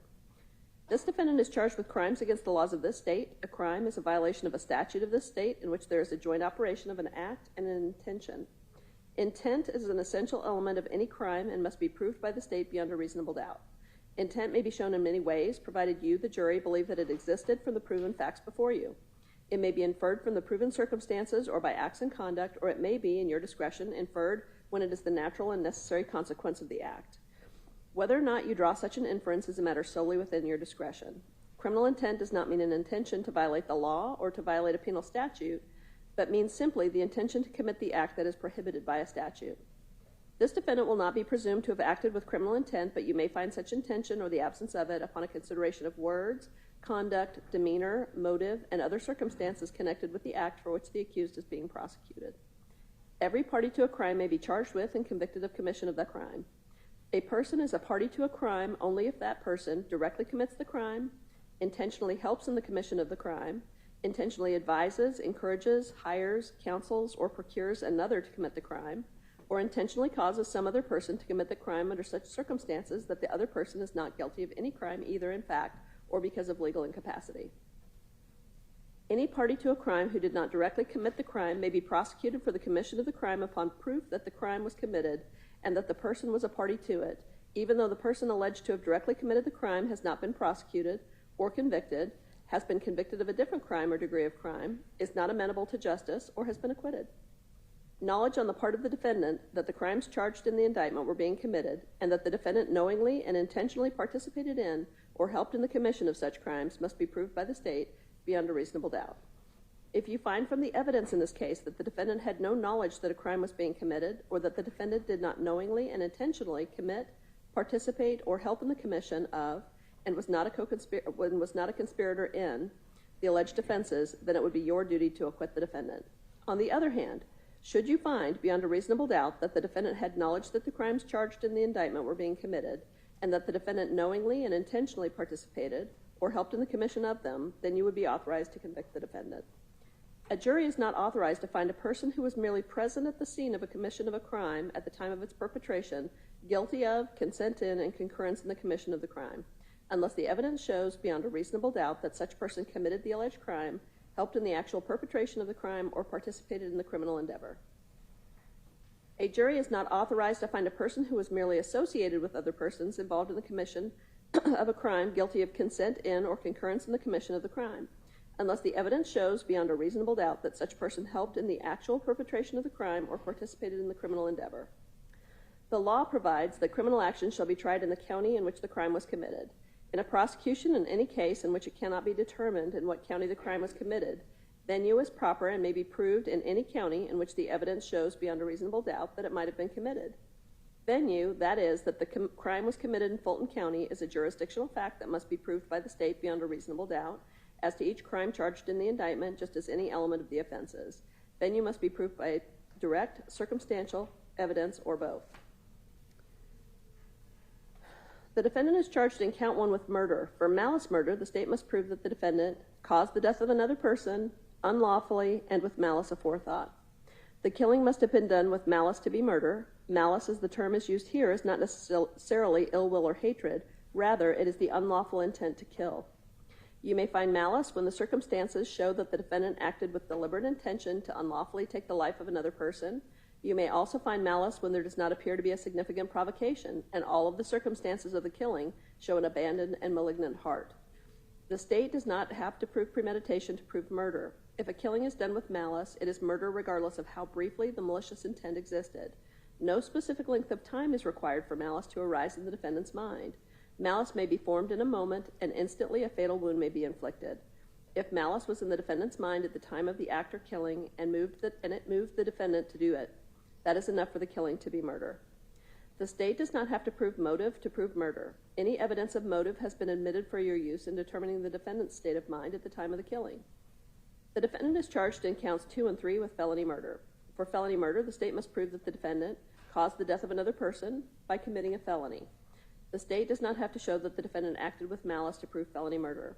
Aggravated assault with a deadly weapon and criminal damage to property in the first degree are both felonies, which I will define for you shortly. You may find the defendant guilty of felony murder as alleged in count 2 if you believe that he caused the death of another person by committing the felony of aggravated assault with a deadly weapon, regardless of whether he intended the death to occur. There must be some causal connection between the felony and the death. You may find the defendant guilty of felony murder as alleged in count 3 if you believe that he caused the death of another person by committing the felony of criminal damage to property in the first degree, regardless of whether he intended the death to occur. There must be some causal connection between the felony and the death. Felony murder is not established simply because the death occurred at the same time as or shortly after the felony was attempted or committed. The felony must have directly caused the death or played a substantial and necessary part in causing the death, regardless of when the death ultimately occurred. The defendant is charged in counts 4, 5, 6, 13, and 14 with aggravated assault with a deadly weapon. For aggravated assault, the state must prove that the defendant assaulted another person with a deadly weapon. To prove assault, the state does not have to prove that the other person was actually injured. However, the state must prove that the defendant attempted to cause a violent injury to the person. A firearm, when used in the way a firearm is ordinarily used, is a deadly weapon. The defendant is charged in count 7 with criminal damage to property in the first degree. For criminal damage to property in the first degree, the state must prove that the defendant, knowingly and without authority, interfered with any property so as to endanger human life. The defendant is charged in counts 8 and 15 with possession of a firearm during the commission of a felony. For possession of a firearm during the commission of a felony, the state must prove that the defendant had a firearm on his person or within arm's reach of his person while committing a felony, which is a crime against or involving another person. Murder, felony murder, aggravated assault with a deadly weapon, and criminal damage to property in the first degree are referenced in count 8. Each of those offenses are felonies which have been and have been defined in this charge. Aggravated assault with a deadly weapon is referenced in count 15. That offense is a felony and has been defined in this charge. For purposes of this offense, a firearm includes any handgun or rifle. The defendant is charged in counts 9, 10, 11, 12, 17, 18, 19, and 20 with the offense of violation of the Street Gang Terrorism and Prevention Act, also referred to as the Gang Act. For a violation of Subpart A of the Gang Act as alleged in counts 9 and 17, the state must prove that there is a criminal street gang, that the defendant is associated with that criminal street gang, that the defendant participated in criminal gang activity, and that there was a nexus between the crime that was committed and the gang, i.e., that the crime was committed to further the interests of the gang. For violation of subsection B of the Gang Act as alleged in counts 10 and 18, the state must prove that there is a criminal street gang, and that the defendant is associated with that criminal street gang, that the defendant participated in criminal gang activity, and that the defendant committed criminal street gang activity with the intent to maintain or increase his status within the criminal street gang. For violation of subsection E of the Gang Act as alleged in counts 11, 12, 19, and 20, the state must prove that there is a criminal street gang, that the defendant encouraged another to participate in criminal gang activity, and that the defendant was at the time an associate of that criminal street gang. For purposes of the Gang Act, the term participate can but does not have to be defined as to take part in something and or to share in something. Criminal street gang means any organization, association, or group of 3 or more persons associated in fact, whether formal or informal, which engages in criminal gang activity. The term criminal street gang shall not include 3 or more persons associated in fact, whether formal or informal, who are not engaged in criminal gang activity. The existence of a criminal street gang may be established by evidence of a common name or common identifying signs, symbols, tattoos, graffiti, or attire, or other distinguishing characteristics, including, but not limited to, common activities, customs, or behaviors. Whether a criminal street gang exists in this case is for you, the jury, to decide. Criminal gang activity means, among other things not relevant to this case, the commission, attempted commission, conspiracy to commit, or solicitation, coercion, or intimidation of another person to commit any criminal offense that involves violence, possession of a weapon, or use of a weapon. For purposes of the counts charging a violation of the Gang Act, murder, felony murder, aggravated assault with a deadly weapon, criminal damage to property, and possession of a firearm during the commission of a felony constitute criminal gang activity. The commission of any offense that would constitute criminal gang activity by any member or associate of an alleged criminal gang may be considered by you to determine whether the state has proven beyond a reasonable doubt the existence of the criminal street gang and criminal gang activity. Presence, companionship, and conduct before and after the commission of the alleged offense may be considered by you in determining whether or not such circumstances, if any, give rise to an inference of the existence of a conspiracy. A conspiracy is an agreement between 2 or more persons to do an unlawful act, and the existence of a conspiracy may be established by proof of acts and conduct, as well as by proof of an express agreement. When persons associate themselves in an unlawful enterprise, any act done by the party to the conspiracy to further the unlawful enterprise is considered to be the act of all the co-conspirators. However, each person is responsible for the acts of others only insofar as such acts are naturally or necessarily done to further the conspiracy. Whether or not a conspiracy existed in this case is a matter solely for you to determine. The verdict form lists all of the counts and offenses you will be considering. You will consider each offense listed. If, after considering the testimony and evidence presented to you, together with the charge of the court, you should find and believe beyond a reasonable doubt that the defendant in Fulton County, Georgia, did on or about the date alleged commit an offense or offenses charged as alleged, you would be authorized to find the defendant guilty of such offense or offenses. In that event, the form of your verdict for such offense or offenses would be, we, the jury, find the defendant guilty, and you should place an X or a check mark on the blank next to the word guilty for any such offense or offenses. If you do not believe that the defendant is guilty of an offense or offenses, or if you have any reasonable doubt as to the defendant's guilt, then it would be your duty to acquit the defendant on that count or those counts.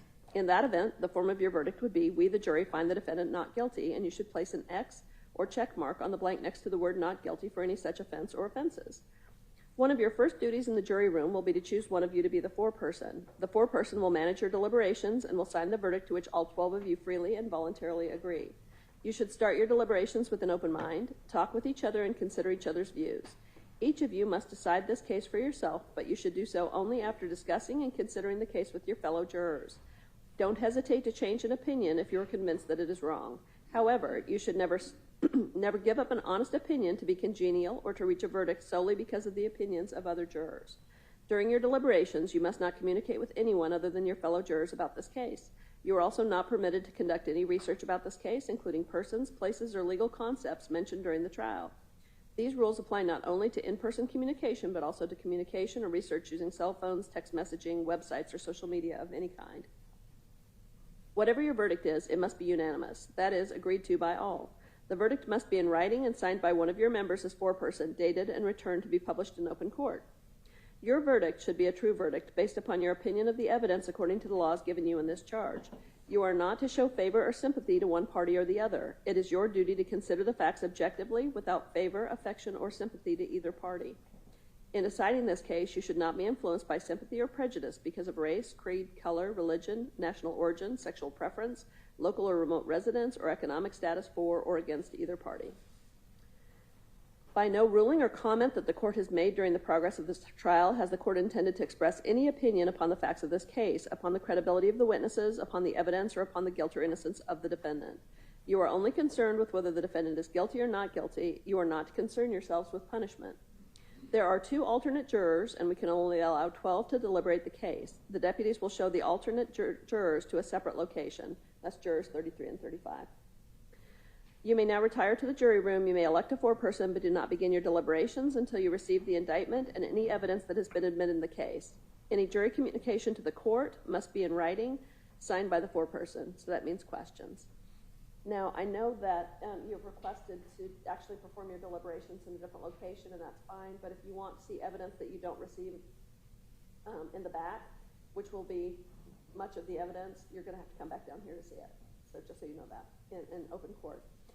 If you have any questions or you want to request evidence, you just send us a note and have your foreperson sign it. All right, will you go ahead and step out? All right, to the jury.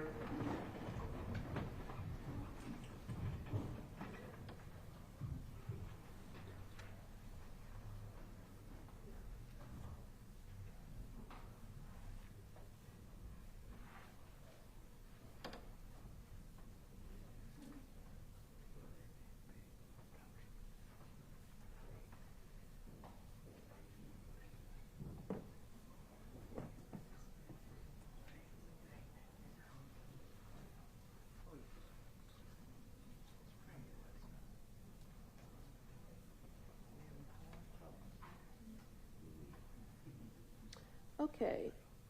Do you guys want to take a look at whether you agree on what goes back? Yes, Your Honor, but before we go forward, on behalf of Mr. Conley, we'd like to renew all objections that were last week.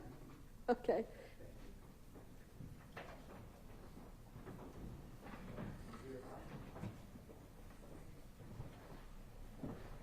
And just let me know if I need to break a tie on something. Otherwise, if you agree, it'll go back.